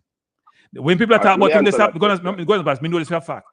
This is not where this started. What you guys are seeing and hearing is not where this started. Started a while ago. Yeah, man. But hear the truth. Hear the truth about this now. This is why you understand that the coach was never in charge, and the coach have to go because he want to have the power to do his thing his way. People have to understand that the coach come here to qualify for the take us to the World Cup, you know, heighten his profile, you know, and get a bigger job in a bigger country with bigger money. Possibly. That's a fact. That's how it always went. You start at Jamaica, you leave from Iceland, you get watered down. You're going to start back at Jamaica now. His plan is to get the best players available to him and try to qualify this team for the World Cup. True. America or somebody else will have the big money. I'm going to see him and call him and give him a job, Kranky. And that is what the man was about. So nobody can tell me that this coach was coaching to fail or was working to fail. He wants to win because there's more for him winning than losing. But when you start to slander him now and his name start come out in a 1 hour worth of reading, worth of article, and the day of the game, and all these things, it's going to cause problems. The man them set up a coach, brother. So should the country win at all costs, or should we have some semblance of integrity, some semblance of shame about how we operate? Like, is it because if you win at all costs, you know, then everything goes. Then why would any player have respect for the organization, the coach, the situation, the country? Why would any player, if you can go out and say anything you want about the country, and you're taking back without any repercussions, why wouldn't any player be allowed to do that? And here's the thing, Gunners Boss, would we, any of us, because I hear you sometime about, you know, the born overseas versus local. If this was Antonio doing this, if this was Barbary doing this, how would we have reacted? Burn them out. What the person did, what the player did, the player was punished. If Antonio came out and said Jamaica can't do nothing for him because he's bigger West Ham and he's bigger than Jamaica, wouldn't we say Antonio shouldn't come back? We say Antonio shouldn't come back. we're not even going to put Antonio and those players into those conversations because they don't never have any problem with the organization. No, but that's the point. No. They have no. That's not true. Everything that a lot of things the player mentioned about flying a certain class or hotel room. Of course, other players may have those situations, but they manage it. They keep it in house. They're gonna broadcast over the airwaves and create viral situation and make it just exacerbate the situation. They keep it in house. Of course, they have some of those situations. Why wouldn't they? But the coach, that's how you say that the coach still not have the right to pursue a player he thinks no, he can. The JFF, the coach want the player. The coach want the player. The JFF want the conflict, and that's all. No, come on, boss man. The coach want the player. The player turn on the coach. The player embarrass the coach. The player embarrass the coach. Then hold on it. Then look here now. Then no say it go. If you're doing good, if you don't make nothing beat a trial but a failure, Kranky. So me no see nothing wrong with him. Try. Here my problem with it. What happened? What happened when Sancho? Wait. What happened when Sancho embarrassed Ten Hag? Ten Hag first call him out. No, Ten Hag first call him out. You're talking. You're mixing this thing, man. No, we're giving an example. It's not mixing. We're giving an example. We're not using no domestic club as no example. Use a national team, a country as an example. We're talking about the concept is still the same. Concept, a different thing, man. That's a over Ten Hag thing, a different thing over Manchester United from where going in a Jamaica, in a all football federation. It's a whole different structure, whole different thing. Things where you can't get away with in your national team, you won't get away with it in that domestic team. They pay you $1 million to uphold them and do a whole heap of thing. You don't get nothing much from your national federation, so they have to compromise sometime for something with the best players. I saw the thing work, but me not go back in at that time. Me not go back. Me Leon Bailey, if you go away, I go and come back. If you no come back, no time at all neither. The coach gone, where I go him to go on. And I saw it to go on Mr. Speed. We just take a job, you know, and see where him can do it. He can do something great. All right, that's what me say. I saw me see it. Everybody else go it. Mr. Speed, take the job, find the players them where you can find, local and abroad. And if you don't have the power to reach them over abroad, you use the whole like Cavaliers player them with your ass. So you go. All right, Gunners. Thanks for the call, sir. Thanks for the call. Bless up, bless up. Yep. Diego. Bless up. Why hear Diego views on it? You have Diego number. Call Diego. No, we not call him. We only call people who call the program. We not call people coming to them there. So but we don't know where Diego there in the comment section and there and listen and call it show. Call the show, Diego. All right. Bless up. Bless up. So that was Gunners, boss people. Gunners has a different view. Look, I think the Ten Hag coach, it's an individual player and a coach. I'm not talking about the JFF and the player. I'm talking about the coach and the player. The coach had a conversation with the player. The coach had an understanding for the player to come in. We see what happened. Gio Reyna and Craig Bud was a situation that was toxic, actually. That went to far extreme. The American Football Federation took back the coach, even though the coach had some history and some situation which were less than good. It was horrible, actually. Bless up, Jerome. But I disagree somewhat, actually, that the situations are not equivalent because it's national team versus domestic team. It's a coach with a player situation, right? Now, I think you're right in the context of the confrontation was more or less with the coach and more with the administration, how they operate. But the administration didn't. Here's the thing we don't understand, people. It was a coach who suspended the player, for missing curfew, Where do we get up? So you miss curfew, you get suspended, and you go viral. And people, I know the first time you miss curfew, if you don't know all the history of some of them things, and sometimes people not scratching their head. I know the first time you miss curfew, when bossa leave you, if you go where you're supposed to go, and then you come and go viral with it, and then your person come out, your manager come out, and say the same thing before you even say it. So a planting, because your manager have issue with the JFF.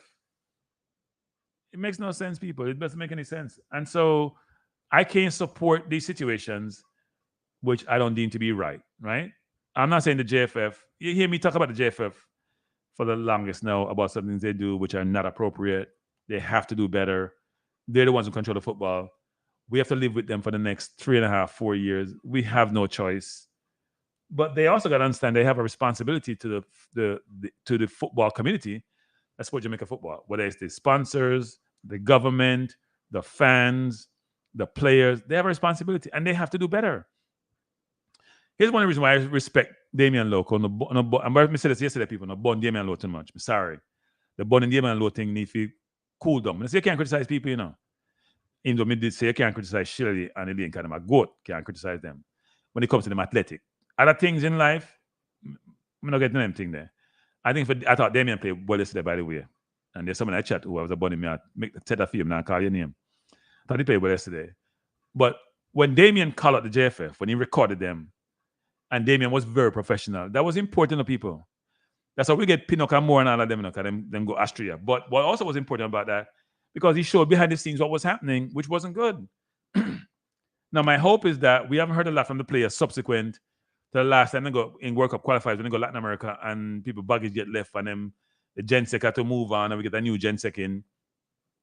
I haven't heard a lot about behind the scenes problem except when this other person come out and expressing frustration with certain things and why he want to take a break. Player want to take a break, and take a break. And my view is, and people give me a hard time about this, the player played 30 games and scored 5 goals and not really do nothing that much. So now let the player hit the ball off the cover. And I don't think any players, I've said this numerous times, nobody's indispensable. Yes, some players are better than others, but that's why I want 2 people for every role. No, I'm not going to call the person name, but somebody in the chat give me a hard time sometimes. Never seen in the chat say I only want overseas players. That's not true. I want the best players who have Jamaican citizenship to play for the country. Because when they do and we win, I'm happy. When we don't get the best players, I feel frustrated. And I think the JFF got to be called about this. The JFF I said this yesterday, I think the JFF have a quota at every level. Now, the quota sometimes is like racism. Sometimes it's covert, it's not overt. So they'll tell you have a quota at the under 20 and they have not the senior level, not buying it. I think they have it across the board.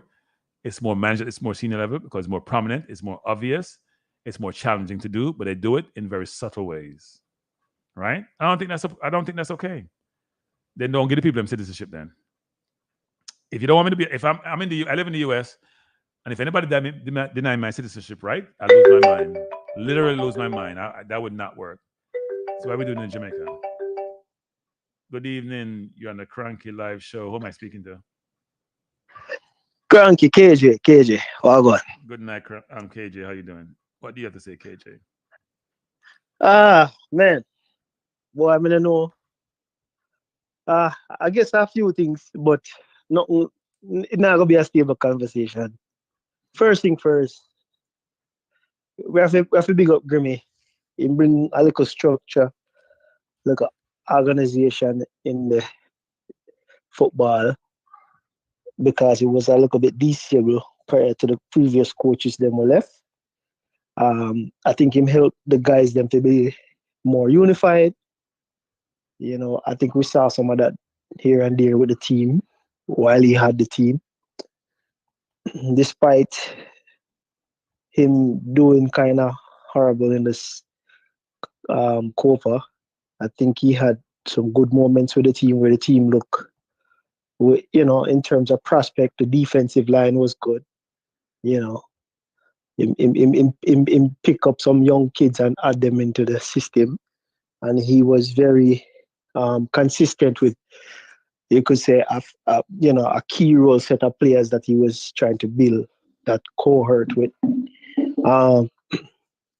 I do think he made the right choice by stepping away instead of dragging it out and make it become worse.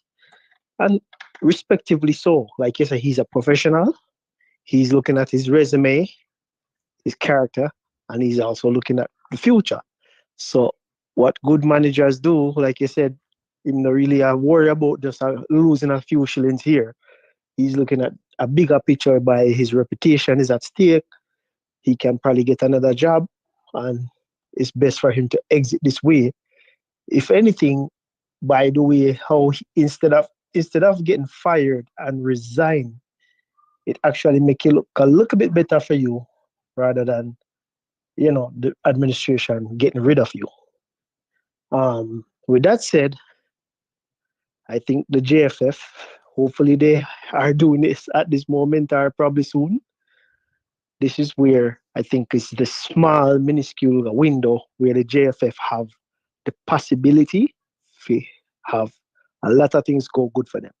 Meaning, if the president wants for sure say he is truly the president, step up in game call a meeting with his team, discuss the plans going forward in terms of, hey, you know what? Make we show some empathy and try to improve on some things where we need to work on in-house first. Probably even get rid of some of the weak links them, show so them really are trying to make some improvements. And the next thing, they then now involve the players, then hold a meeting with boys, girls, whosoever, iron out things again, make them know, say, yo, the trust is there, you believe in them, because you need to get the youths in mind right now. You know, and chaos will go into the next part of the window. It's crucial because this is where we probably can qualify or not. And talk to the players, them, get everything iron out, and move forward.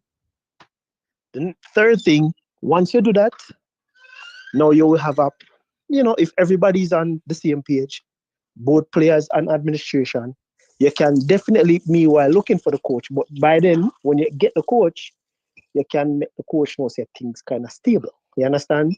You're going to try to present and give all the opportunity to qualify because this coach is not going to have a lot of time. So you can't just have anybody to coach your team.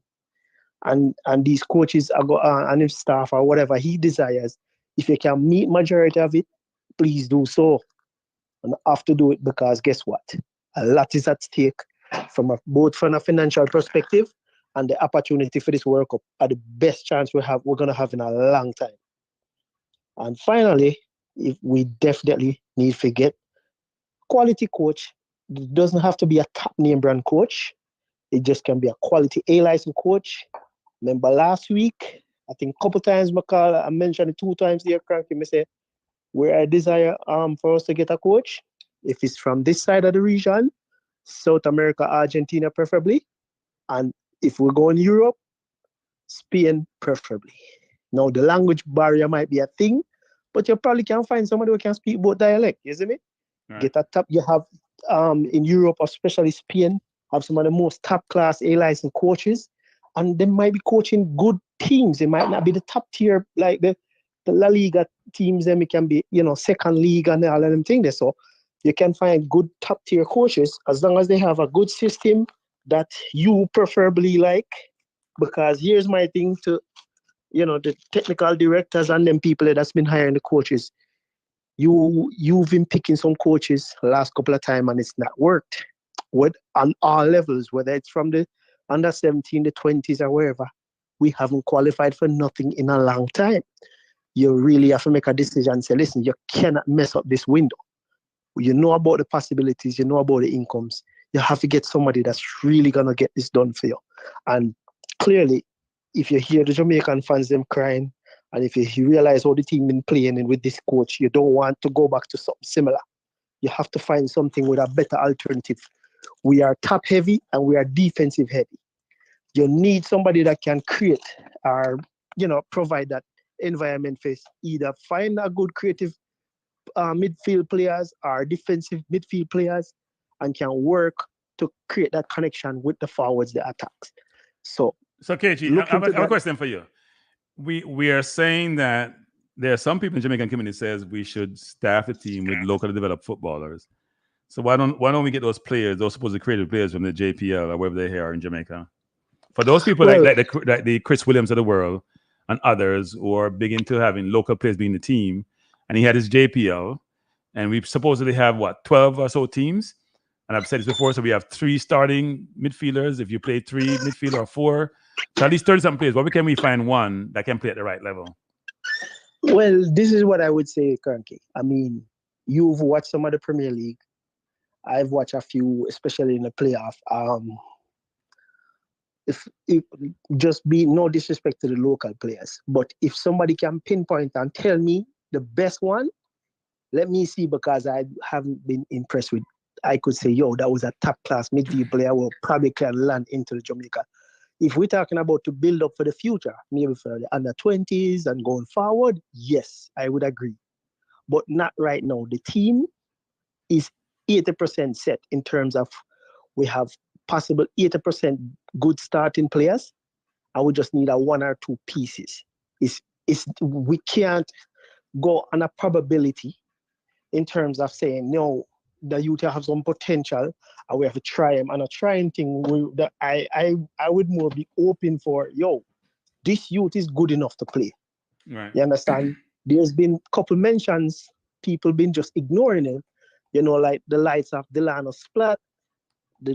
Those are young players that have played for us in under 20. And we've seen the potential for them. And they are in play, I think it's what a club in England. But it's not the fact that is where the person is.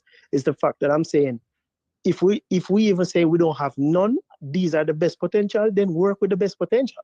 Right. It doesn't matter if it's Jamaica, JPL in there, or wherever the person in there, but work with the best potential so we can basically see how they can look in the system with especially, the type of coach, because really it will be up to the coach, because the coach probably just go select that type of player.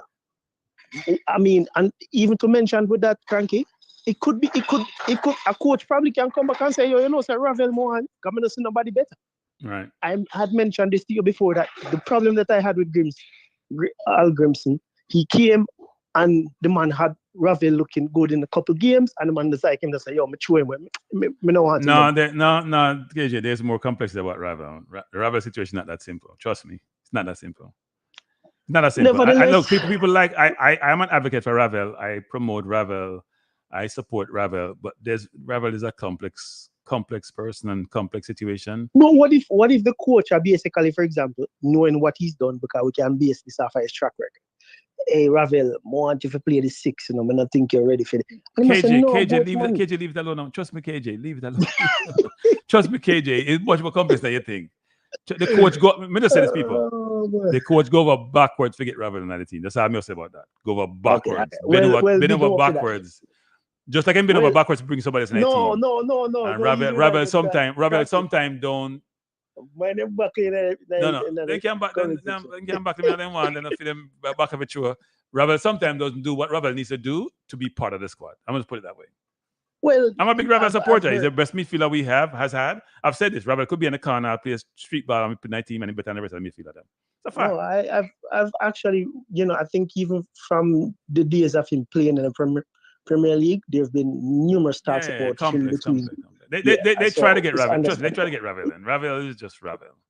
Right? Yeah, man. Ravel's a maverick, and him just do him though. So definitely. But just in the latter sense, I'm just saying that if first, like I said, the administration need to work on themselves first. They have to get things in order. You don't have to be financially rich to get things in order or be professional, operating at an optimal professional level. Right. I think a lot of it have to do with the communication perspective of it.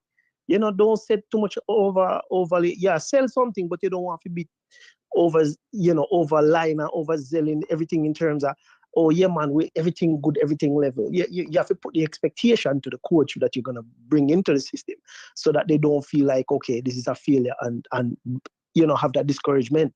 You want to make sure you have some professionalism and make the players them trust back into the federation, because this could create a big rift between now the players and the federation. That's what I'm saying. It's like a thin line right now.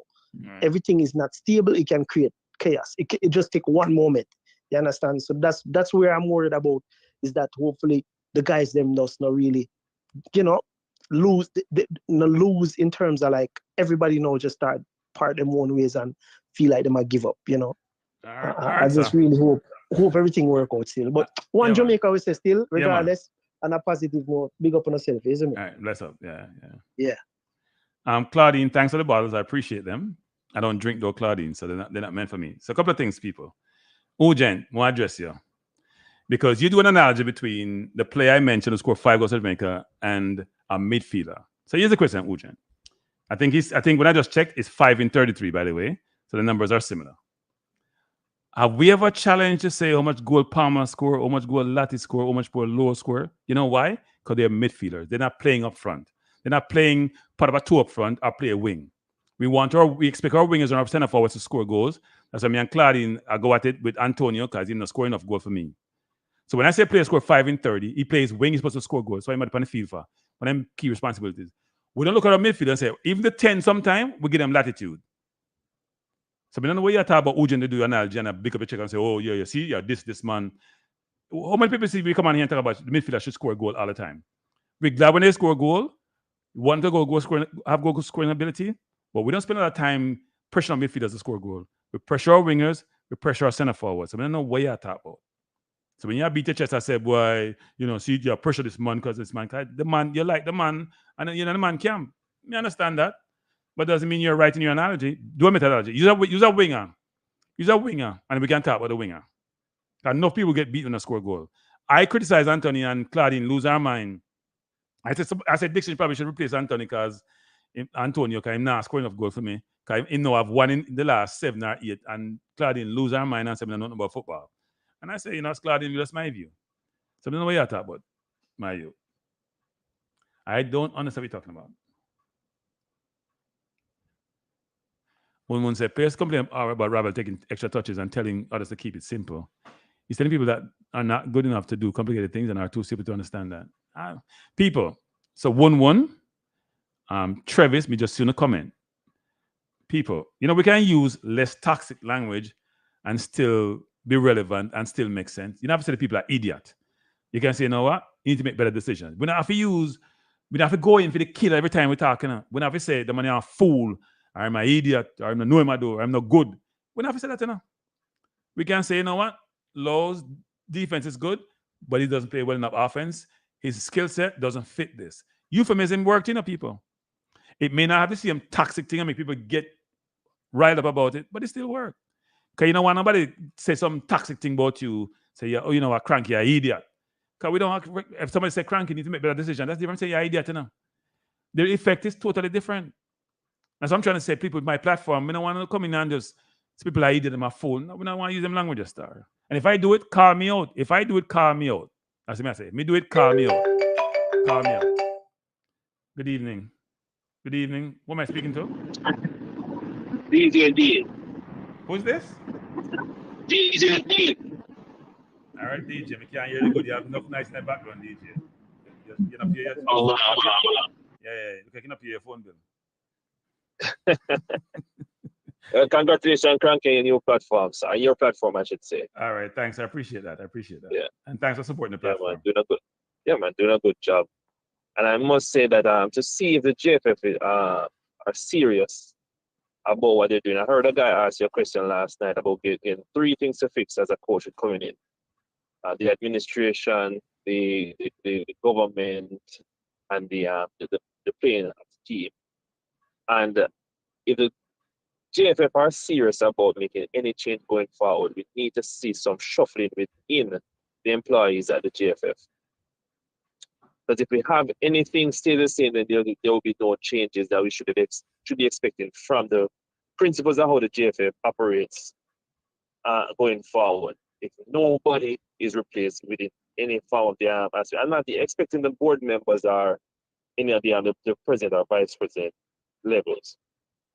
But if there's no change within the organization, then we're expecting to have the same issues going forward within the operation of the JFF. I must say, congratulations to the this coach who has now departed from us, Coach Hallgrimsson, for his 2 years that he has given to the program. He has made contributions regardless of our skepticisms about some of the things that he has done and some of the decisions that he has made. In a negative light, he has also done some positives to him. Going forward, I have seen our team, any 11 that we have placed on a football field at any given time, perform a whole lot better than what we have recently seen in the recent couple of games. And I think that we have played in shifts and not in a consistent manner to get the results that we should have gotten. And some of the expectations that I heard here saying within what was recently transpired within the Copa is that I'm wondering how many games persons were expecting us to win out of those 3 teams that we face. How many games that we were expected to win out of those 3? So what would we measure this campaign as? Successful, or we met the expectations or not? A lot of people expect us to win all 3 games, but it's not realistic, right? Because we have unrealistic expectations as Jamaican fans. I would say from this tournament, a lot of people were optimistic that given how we played the Nations League, we would have qualified for at least the second round because we believed that we were one of the weaker zones. We thought Venezuela would be a good game to play. Would have won that. We think we could draw with Mexico and even draw with Ecuador, which were possible, We could have drawn with Ecuador and Mexico. So people were optimistic, but reality set in and things didn't work out. Yeah. So we got a game that we and some why did you think? Go ahead. Your phone, boy, it's hard. Oh, yeah, me have to call by them. Me up on the road driving. Yeah, that's why. You probably know when I'm zone in Florida where you can't get no reception. Yeah, I come through Georgia at the moment still, but yeah. Well, you're probably on the border. See, that's a perfect example. You're probably on the border. All right, thanks. Yeah, you go. Yeah, man. All right. Yeah, man. Yeah, that's unfortunate, people. I think it would have been a good conversation. So if you want to call in, the program is almost over in a tour program now. We are at 8:11. I'm going to do 10-15 more minutes, people. And first of all, I appreciate you being here. It's been good conversation. I knew the Grimmer conversation would take up most of the show. We'd probably talk about Grimmer more tomorrow and then next day and the next day. I know them things next year. Take on a life of their own. We're going to all speculate about who's going to be the coach coming in. We're going to all have our issues with the JFF and how they operate, which is historical and doesn't seem to be changing. Here's what I understand. Some of the JFF always seem to find ways when things are good for them, we just step in it. I don't know what that means. It don't make no sense. Which state are you in, Claudine? You're in Georgia? I like Georgia. I was in Georgia in March. I love Georgia. I may move there at some point. It's a consideration. Even though I said I would never move down south, but it's a possibility at some point. And like if you have, everybody at Georgia have big house. Even though nowadays they can't afford a house at Georgia, the house prices doubled.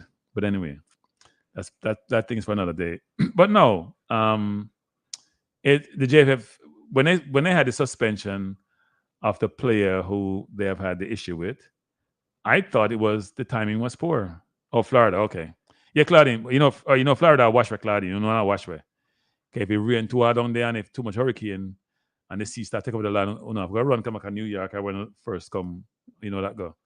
But yeah, it's interesting how the JFF always get themselves in these situations. They don't like to be in the background or be anonymous. They always put their foot in, and then create havoc. I remind people why they are not viewed in the best light. What's that question, Sean? Sean, you have a question? I couldn't read the rest of it. I see. No, people, the JFF doesn't want any foreigners, or as they call them, or overseas players, even though they may be citizens in their national team. They don't. They may tell you they have 7 spots for them. They tell you they have 7 spots, but they don't really want none. They want local players because they want to sell them on. The whole thing, people, is about money. All these things are always about money. If you go check most things in life, go to the root cause, most time translate back to money. If they can get the under 20 players in the national team, give them exposure, they can sell them and can make money. Nothing wrong with making money now, but you have to be good enough for that to occur. That's the way I view it. Sean, I don't take on tasks which are unsolvable. Right? I don't take on initiative or tasks which have no solution. I'm not trying to create headache for myself. No, I can't. Nobody can solve that, actually. And actually, Jamaica would be doing real well if we get rid of a number of different things, actually, whether it's crime, corruption, nepotism, some aspects of the culture. You could name 8 or 9 things we need to change to get us on the path to be a great society. But because we have the intention of fortitude now. We have desire, we have ambition, we have no hope. We just lack a lot of things. Good night. Who am I speaking to? Favor Max, Kranky. Good night. Favor Max, good night. How are you doing? Not too bad. No. My answer about that again. I'm elated. So you fired a coach? I'm up to fire the coach. Why? Why you fire the coach? He know he fire himself, but why you fire him? No, I know him fire himself. We put pressure on him for him to fire himself. So No, man, technically, no. me and others Favor Max, back up. Nobody now walk away from $1 million, sir. Kranky.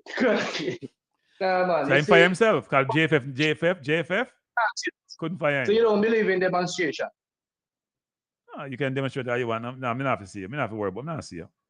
The man live in Iceland. The man can go back at me and go sit down and worry about what I do at Jamaica. It no matter to him. Public pressure, man. Believe in a demonstration. I mean, see politicians and people in a higher position than him step down because of public pressure. Don't underestimate public pressure. No. Most people in Jamaica, most parties in Jamaica don't succumb to public pressure. They don't.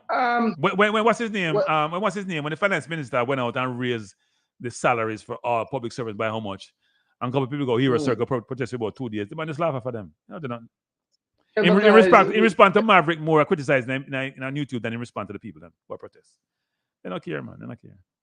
Yeah, because they understand that those people are just 2 days talk. Yeah. But you see, it's constant pressure. But yes, he deserves to go. He deserves to go. Why does he deserve to go? All right, in a nutshell, I say it already and I will say it again. I am not saying he's a bad coach, I just don't think he's a good fit for us. And people say, okay, he helped us. In fact, I will tell you this, Kranky. I think the coach set us back. I think we could have been further. How so? With the players that we have, I think we could have achieved more and be further in our in the process of getting us to where we want to be in terms of not only qualify, because this is the word I hear people constantly saying, this statement, the coach job is to qualify us to the World Cup. That's not just that for me, because it's a clear path to the World Cup. It's not that difficult at this point. It is a coach job to get us playing proper football and compete with the world. Is it going to be done in 4 years' time? No. But I want to see where he's making progress. And he was making little to no progress with the players that he have to his disposal. And that's why I think the coach should go. I think we could have been further in the program. But you see, I understand some people mindset, Kranky. Some people mindset is, we have him. We don't know if we're going to get somebody better, but let us keep him. I don't look at life like that. There's always good, better, best, Kranky. And the person who put the recipe together is not necessarily the person that is going to put it in the oven. Because you can put the recipe together. Because yes, you can get some players together and we have players that we can work with. But I don't think he was the man to bake the cake. You don't know if he turned on the stove and gauge the stove and what temperature to put the oven on. So Flavor, whenever you fire somebody, you should have someone in mind. Who do you have in mind? Well, because he was so bad in my opinion, I don't think it is difficult to get somebody who will be better, to tell you the truth. But the coach would say to you, I got to the Nations League semifinal. I beat Canada. The team is on the second round of the Copa America. I have won my World Cup qualifying game, the two that I've just recently played. I got into the Copa America, where we have played decent in a couple of games. But I will say to the coach that the coach you replace did that and more as well. We want more with less players, with players with less skill playing in lesser leagues. Right. So that's what I will say to him. So nothing he achieved is anything that we have never seen before with lesser players, with lesser coach. So the question being asked in the chat is, does Flavor Max have anyone he can suggest for the role? Because yes, I would say the JFF should know this was coming. I'm sure they did. You get a standard thing to say we're in the process of identifying or interviewing, whatever you do, for a coach. But they should have known. They probably should have had somebody. Sometimes, Kranky, sometimes you have a jump, and when you jump, you let go the parachute. In fact, you have to jump before you let go the parachute. If you let go the parachute, now then you're not going to get to to open. So sometime in life, you have to jump and figure it out. Right. And it was so bad. I rather would jump and then figure it out. It was so bad, it was bad. I hear a call just now and asking you if you think it was a successful tournament. Oh my God, that's the mindset I am running from. It was a disaster. How can you even ask a question like that, Kranky? That's the mindset I'm running from. Well, here's the problem. Here's the problem we're facing. So when we went out and sourced a number of Premier League players and Championship players, there was high expectation that we would be competing at the same level and not be deemed inferior to the top teams in the region, including the US, Canada, and Mexico. I am not sure that has materialized. Is that the coach or is that the players? A combination of both, but more so the coach. And hear me out. You and I can agree that we can get more out of this bunch of players. We can. No, as I said before, I'm not asking for a miracle. I'm just asking for a little more progress and to limit the mistakes. And he constantly making the same mistakes. And I watch certain, if you look at the trajectory from game 1 against Mexico to the last game against Venezuela, not much change. Not much. You could see a sequence of things. So give me an example. Give me an example as to. For example, I think in the Mexico game, we came out playing better in the second half. I think he made a few changes. And then he reverted to the same thing in the other game, even though we were playing better in the Mexico game. And for me, he constantly being ultra defensive. And it seemed as if he can't focus on defense, midfield, and attack. And those three things make up a football game. And it seemed to me he can only focus on one at a time. And if that is so, then he probably need 5 years to get us to where we should be. And 5 years will be too much. So here's the question for your flavor, which is, in a lot of sports, coaches surround themselves with people of expertise in certain areas of any discipline. So you may have a set piece coach, you may have a more defensive minded coach, you may have somebody of offense, you may be covering the whole thing. Did you think that JFF gave him enough support and expertise to help him execute his responsibilities? That could have been, no, I call for that, That could have been a solution, That could have been a solution, but then we talk about money. We don't have the money, our JFF don't have the money to have two people doing one-man job. Right. So that's the problem there. So I say he should go. I get him fired and I'm glad for that. But I want to ask you this, Kranky, before I cut. Yeah. You're a brethren. I see people. Which brethren? Which brethren? Which brethren? You're a brethren. Which brethren? You're a brethren. I see people. No. You gotta specify a name. You can't just say my brethren. Coach's decks. Okay. Coach Menzies. Yes. Coach Menzies is my brethren. I see people coming down. Why for that still? I'm giving him a hard time regarding a title that he made. I am. What title? And I'm a little bit disappointed. What title did he make? I missed that. I'm talking about it on your program because I hardly call his program. I don't think you have calling shoot these days. He mentioned and it had to do with Chaka, so it's something we're talking about. He titled Janelle. I think she qualified for the Olympics in the 400. Right. I don't think she made the qualifying time, but keep going. Yeah, man. She qualified. I'm not sure she had the qualifying time. I think she qualified, but keep going. Okay, in the discipline. Yeah. And he titled Noah Lyle's girlfriend, Janelle Brumfield. People don't like that. I don't like it either. And for a man of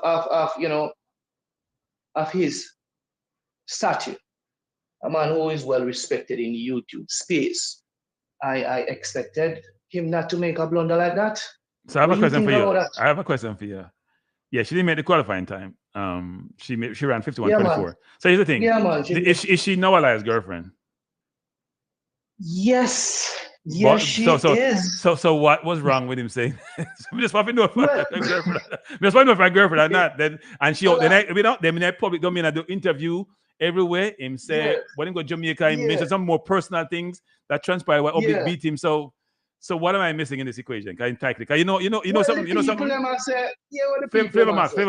You know something. I get beaten for me. Some of me my thumbnail them never beat me now. But let me tell you what the people must know. The people must say it's borderline disrespectful because she's an Olympian in her own rights and a Jamaican. Why not mention her as an Olympian and as a Jamaican?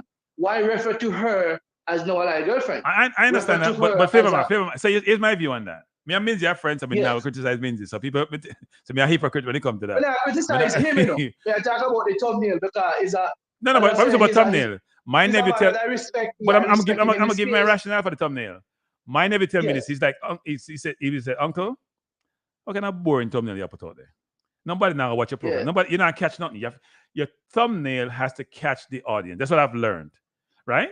So I try to manage that because I struggle with that. And if you put something out that just says Bloomfield win, who know Bloomfield? We know come third or something. If I say Noah Lyles' girlfriend, not only Jamaicans gonna click on it, but other people gonna click on it. I said Noah Lyles, right? Right? So what you're seeing is YouTubers are under pressure to deliver and to get views. And so if I put Noah Lyles' girlfriend, which she is, and she say it out in public and he say it, then that may garner more people come and watch the program, and then the substance will come out. Right? She's Noah Lyles' girlfriend. He didn't say anything. So what did he say that was wrong? Okay, if he said people, listen to this, people. If he said this, wait, I'm gonna try to find it. People, this is funny. I find this really interesting. Hold up. I'm gonna find it interesting. You guys be honest. I'm gonna show you this. I'm gonna try to pull this up and just read it. I know her name is Bloomfield, but I'm just want to think about the headline, people. Think about the headline. Think about the headline, right? Because you're saying him to get beaten for that. And me I say I say he's a respectable. He's a respectable. No, I've been around Minzy. Minzy is extremely respectable. So if Minzy said, I know that. Wait. If Minzy said, Julian Bloomfield made a 400 meters Olympic team, would you click on it? Yes or no? Yeah, of course. No. You would be wondering who. No. If you're not a supporter of his program, you would be saying, I don't know Julian Bloomfield. I'm not click on him. Who's that? If I said Noah Lyles, I'll get enough people click on it. Then they will see what the substance is about. It's the first click. Knowing Minzy have no reason now Minzy would ever. That's not even Minzy's consideration about disrespecting anybody. I know Minzy. Me can't say that for Minzy. Minzy not try to disrespect nobody. Minzy not like me now. Cause me we said things were controversial. Minzy not say nothing. Well, upset nobody. Me I tell him if he's taking his name. No, that's not Minzy. Minzy a good. Minzy just a good person. We not defend Minzy. We know Kranky has started all the conversation and let you know first. Right. He is a respectable person. Yeah. That's who he is. That's who he is. He's a person who don't sensationalize things to get clicked, and that's why it was a little bit surprising for me. And then when I delve deeper, I say, well, you know, somebody would want to be referred to as their own person or known or seen as their own person. Right. And when I look in the comment section, people had the same Hey, I can respect people. I respect people's views. If they had something to do with it, there could be something to it. But I know Minzy, and that's not Minzy trying to disrespect her or anyone else. Ever. That goes against who Minzy really is, to be frank, to be honest. So I can understand the perspective, frankly, but I think a lot of people doesn't know she's Noah Lyles' girlfriend. And I think if I'm trying to I don't know if it is coincidence. Yeah. When I checked, because I don't know at what point Minzy made his post and when she made her post. Right. So ironically, when I look at her post, she said, "Call me two-time Olympian." So I don't know. Okay. Yeah. Okay. So I'm just saying, you know. No, I understand what you're saying, but that's not people. If it's track and field. If it's offensive to you, then I'm sure Minzy will take it into consideration. But Minzy doesn't mean to be offensive to anybody. Period. I wouldn't really say those. I'm not swearing enough people. I'm not swearing enough people, but me swear for Minzy. He's true to Minzy. Okay. Him different. Trust me. Him all Minzy want to do is get content out, and Minzy bosses you know what to do that, because I've been around Yeah. Minzy. When I say Minzy, I not do them thing then. I can't go. I want to watch a football game. Minzy, I take picture of Minzy. I gotta get this out to the people. I say Minzy, me come for enjoy the football game. You not enjoy the football game. Cause work, yeah, work. So yeah, no, he's a good person. But I understand what you're saying, Flavor. I understand what you're saying. Yeah. All right, then big up yourself. Yeah, But man. the Thanks for coach- calling. Yeah, man. The coach, the eyes smell tough. All right, cool. Yeah, man. Bless. Jeremiah saying Cranky Live, what degree of pull did the coach have on top players, and with his resignation, how does it? I don't know, Jeremiah. The jury's out on that, right? Because we can't point to one person who he started recruiting from inception to culmination, meaning he was the person who initiated the contact and he brought the players in. We can't point to anybody. That's part of the problem. Now, I'm sure he's had discussion. I know he had discussion with people like Tony, for example. Tony went to England. I think Tony probably should look back on this thing and say, you know what, I will never play for England full time while Hurricane is here. But some people make decision. It's their thing. Sometimes they just want 2 minutes of England and them have England cap. Works for them. So I know he's trying to recruit certain players, but it may not materialize. Plus, from what you've heard from the newspaper, the JFF was not supportive of him doing this, people. That's what you're gathering. The JFF anti this is what I gather from this. Whether it's young players or, let's hear me say, I think the JFF, both for juniors, and JFF will deny this vehemently. They'll deny that they have a quota on senior players. Can't convince me. They have a quota on everybody. So Claudina saying no recruiting, nobody. Yeah, I know he initiated contact with a few players, but it didn't materialize into something successful. He may have closed certain deals. Some people are saying close some deals, but you never know who has done what. I know Devon Porter in the chat has reached out to 101 people. Are bringing enough. Devon Porter can't take credit for enough people, you know. JFF no give Devon no credit, and they don't want to deal with Devon for some reason, because them afraid for Devon to undermine them in terms of what they might try to do, because they might try to keep local players nice squad, and Devon might try to get the best players nice squad. That's part of the problem. So there's a conflict there, right? Devon is a patriot who just want the best team. JFF want to sell people. So me see. So you go. So yeah. Come people, don't call each other no name in any section. Don't call no people no name. We are all one family here, people. We just have fun here. We have discussion. We talk football. We talk controversy. Bless up. Should I call you Asian? Am I pronouncing your name right? Or is it Asian? It's not an S, it's a C. I'm going to guess and say Asian. Bless up, Asian. If I'm mispronouncing your name, please let me know. Because the worst thing people can do is mispronounce somebody's name, you know. Take that person. I understand why too. So, yes, Devon has done yeoman's work for the country in terms of bringing in players. And some people don't like that. Them try to fight all the way if stop Devon, and Devon nah, stop. Devon say, I'm about to know. It's about the country. I'm Jamaican, true and true. And we're bringing the people who have Jamaican heritage. Because I think about it, people. If the 1 million+ people in Jamaica leave Jamaica and them have kids, and the kids then want to be Jamaican, which we afford them, which most countries afford you to do, the Israeli people, them, you know what? Israeli people, them have American people, them, who they're born in America, Israeli citizens, they're going to fight war for them. And if you're Israeli, if you're a Jewish person, for Jewish descent, you automatically have citizens. Israel. We fight against each other, boy. We fight against each other. Yeah, no, yes, I agree with that.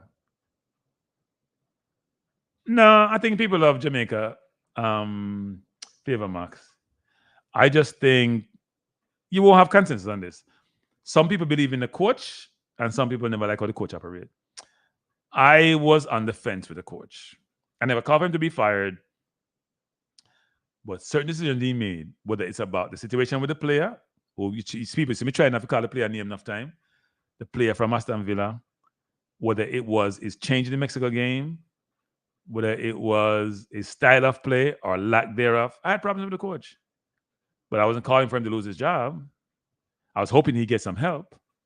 I suggested he get some help, but I wouldn't call for a job.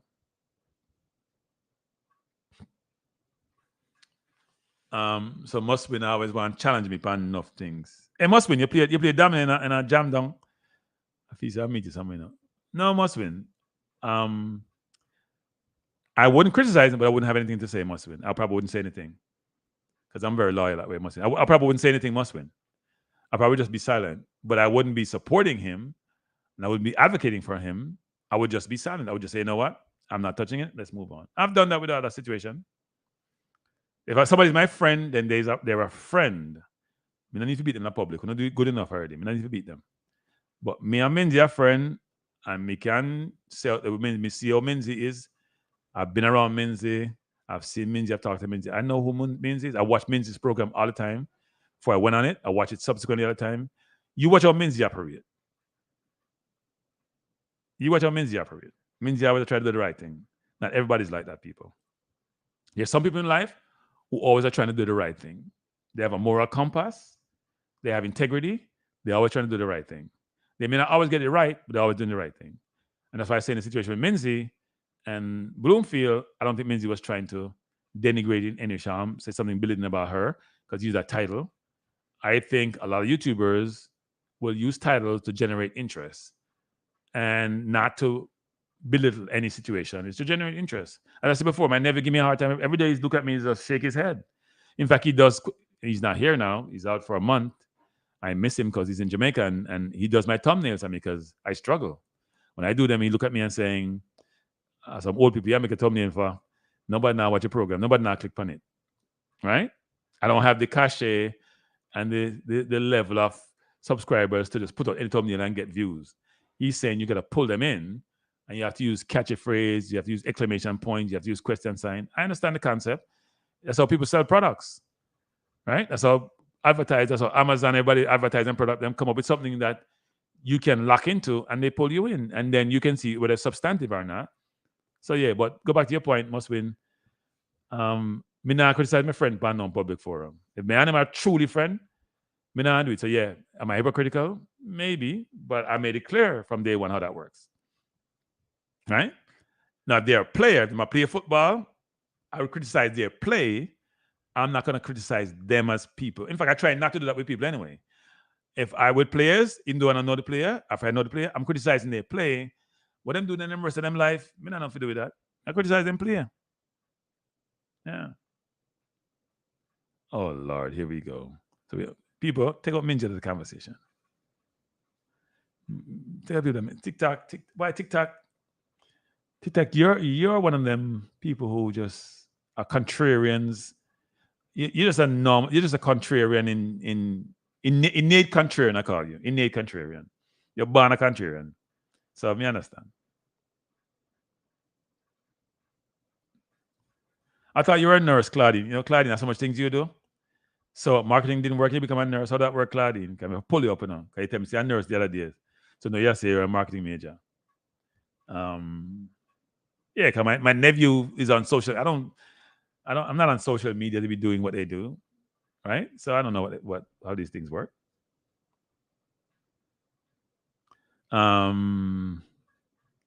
Thank you, Megatron. I do try, but we get enough flack from people like TikTok. No flack. no flack. Megatron. We try, but sometimes it don't work. No, I mean, I try to be transparent, people. That's why me and Speed always argue about transparency. See what I say? I always argue about transparency because if you're clear and you're transparent, then let the shoe fall where they may. Let them fall where they may. I don't believe in being, covert and trying to be cute and trying to be outsmart people. No, sir. I don't think that. I have too sharp for them nonsense there. Oh, Lord. Sean. Come on, Sean. You know better than that, Sean. Do better than that, Sean. Do better than that, Sean. Them figure it out. If they have one Sean, they must figure it out, Sean. I'm sure she goes to Jamaica. I'm sure he must say US. Frankly, you know what? I think both of them will say Jamaica. Because the way him talk about Jamaica, enough of them now. Him, why need you two when you have the drug thing? Damn, I was about with both. Maybe have a senior moment a while ago. It was banned for 4 years. When me and them talk about Jamaica, it's like because Jamaica love track so much, and them love track, and Jamaica do so well and compete with them. They would not want them kids to be Jamaica. Trust me. So I wouldn't be surprised if he must say, "Why Jamaica?" So far, everybody show Jamaica love. Most people show Jamaica love. The only people that show Jamaica love are Jamaicans them. Enough Jamaicans show themselves love, but Venezuelan, Nicaraguans, all the people that me know engage with show Jamaica enough love. Everywhere. Everywhere we get enough love. Especially when you play football, we go to the stadium and watch Guatemalans. They want to take picture with all the way. We few with that stadium, when was it? Last year sometime when Jamaica played a friend against Guatemala. The whole family want to take picture with. Take enough picture with Guatemala. Because everybody love Jamaica for some reason. I think Jamaica is like one of those countries where if your country's not doing well, Jamaica becomes your adopted country. Right? Because when you're looking on your talawa, people love that. And also when you do a lot of things which suggest that, you know what, you're just good people. Even though we're not good to ourselves sometimes, but we're good around others. It's a good thing. So now we get love, we get enough love South African music. So not shocking.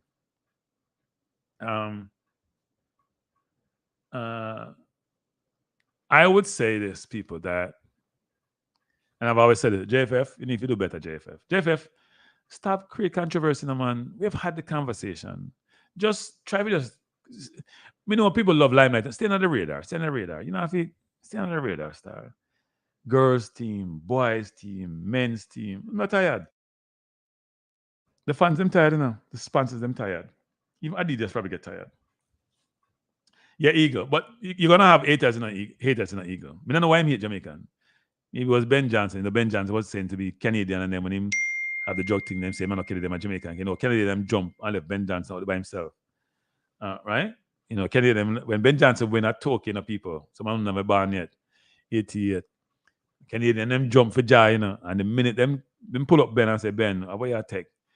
And say, oh no, he's born in Jamaica. Jamaican born Ben Johnson. No longer a man Canadian. So that's why the people have to come home. And when they come home, if you embrace them, see? Then I'll be there Jamaica. Ben Johnson is Jamaican. If you embrace them and they come home. Because sometimes they are foreign land, then I embrace them. Even the one who born, then I embrace them. So if we embrace them, instead of we embracing them, we are trying to create division, which make no sense. So anyway, people. It's 8:41. I promised to do 2-hour program, but I decided I was going to go over today just because I knew the Hallgrimsson story would have been the main story. And it was the main story. And it will be the main story. And for a little while, maybe until we get a new coach. So I must say this, people. I am always appreciative of you being here. I know some of you are stingy with your likes, but if you like the program, you can come in. You may a priest don't subscribe and like it. Make a thing to myself. I say, nah, beg for them more like and no subscribe. What I'm going to say is at the beginning of the program, I make a mention. End of the program, make a mention. In the middle, not make no mention. Because I'm tired of say it. Because I don't know it run already. I don't know. Someone who know more than me could give me advice. Enough time. So, I should not beg for no like button. If your index finger not freeze, I'm not sure why you don't want to just press the button and done. But I appreciate everyone who's here. You've been a good audience. I love the calls. You know, someone will complain, but people come off. I don't know and call. So we don't know of course people come off. And then the thing I know about and call, load them and them talk. Not everyone have the same view and perspective. We should respect everybody's views. It's part of the problem we have now, like in the US with Republican and Democrat. When I first come to this country, people agree to disagree. No, people just disagree. There's no agreement no in there. And that can't be life, people. Life too short. You get the shot. Thanks, Claudine. You know, you're probably not liking a Claudine because I know you stay now. You tell me, say, you have to earn your like me in a school or something. But anyway, Claudine, we love you anyway. So, people, thanks for being here. I'll be back here tomorrow. I have no idea what the subjects will be. I'm sure I'm going to be talking Euro. I'm sure I'm going to be talking Copa. I'm sure I'm going to be talking Hallgrimsson. And by the way, people, I'll try to redo the song because, you know, say never do good.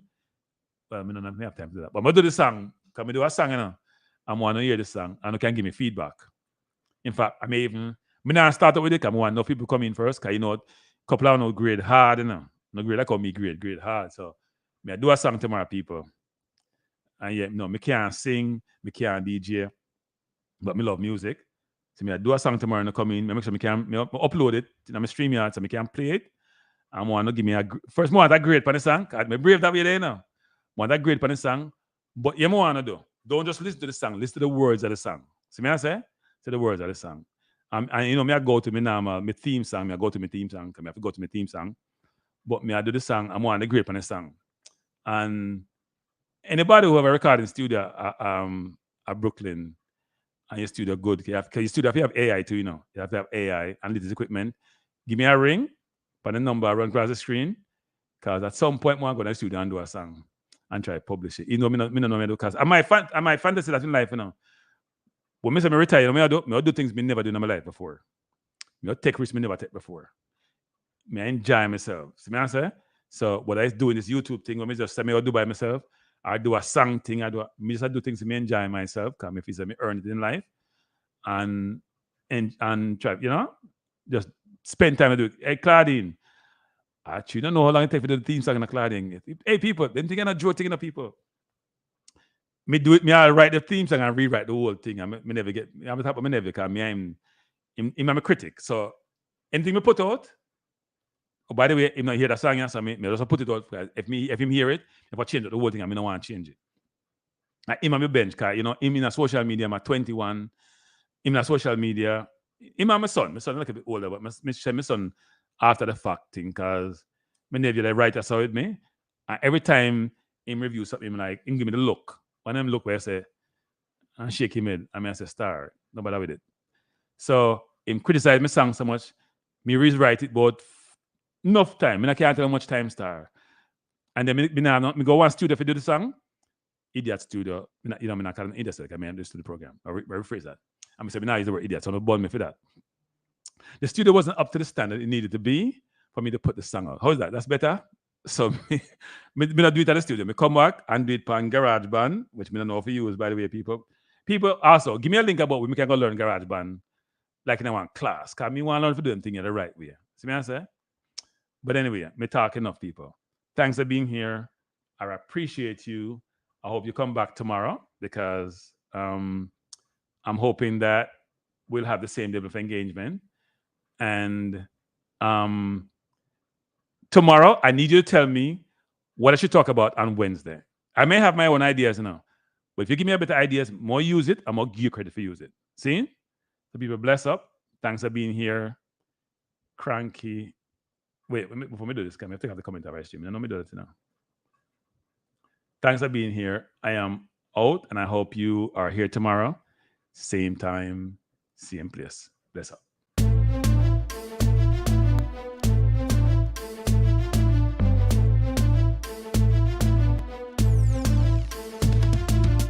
Kranky life is the best to be now. For the best sports talk, and it's free, yo. Kranky life will be your guiding light by keeping you informed both day and night. Kranky life, tell them. Kranky life, heed them. Kranky life, want them. Kranky life. From the courts to the field, we'll never lose, because Kranky has the hottest news. With expert analysis, we break it down. Our in-depth coverage is best in town. Kranky life, tell them. Kranky life, heed them. Kranky life, want them. Kranky life. Kranky life, where the sports is spicy and where we keep the discussion lively. Kranky life, get to know the name, because Kranky analysis is never lame. Kranky life, give me my Kranky life. I want my Kranky life. Must have my Kranky life. Whether it's football or track and field, you know Kranky is at the wheel. So join the journey through victory and defeat, and subscribe and don't miss a beat of Kranky life. Tell them, Kranky life. Heed them, Kranky life.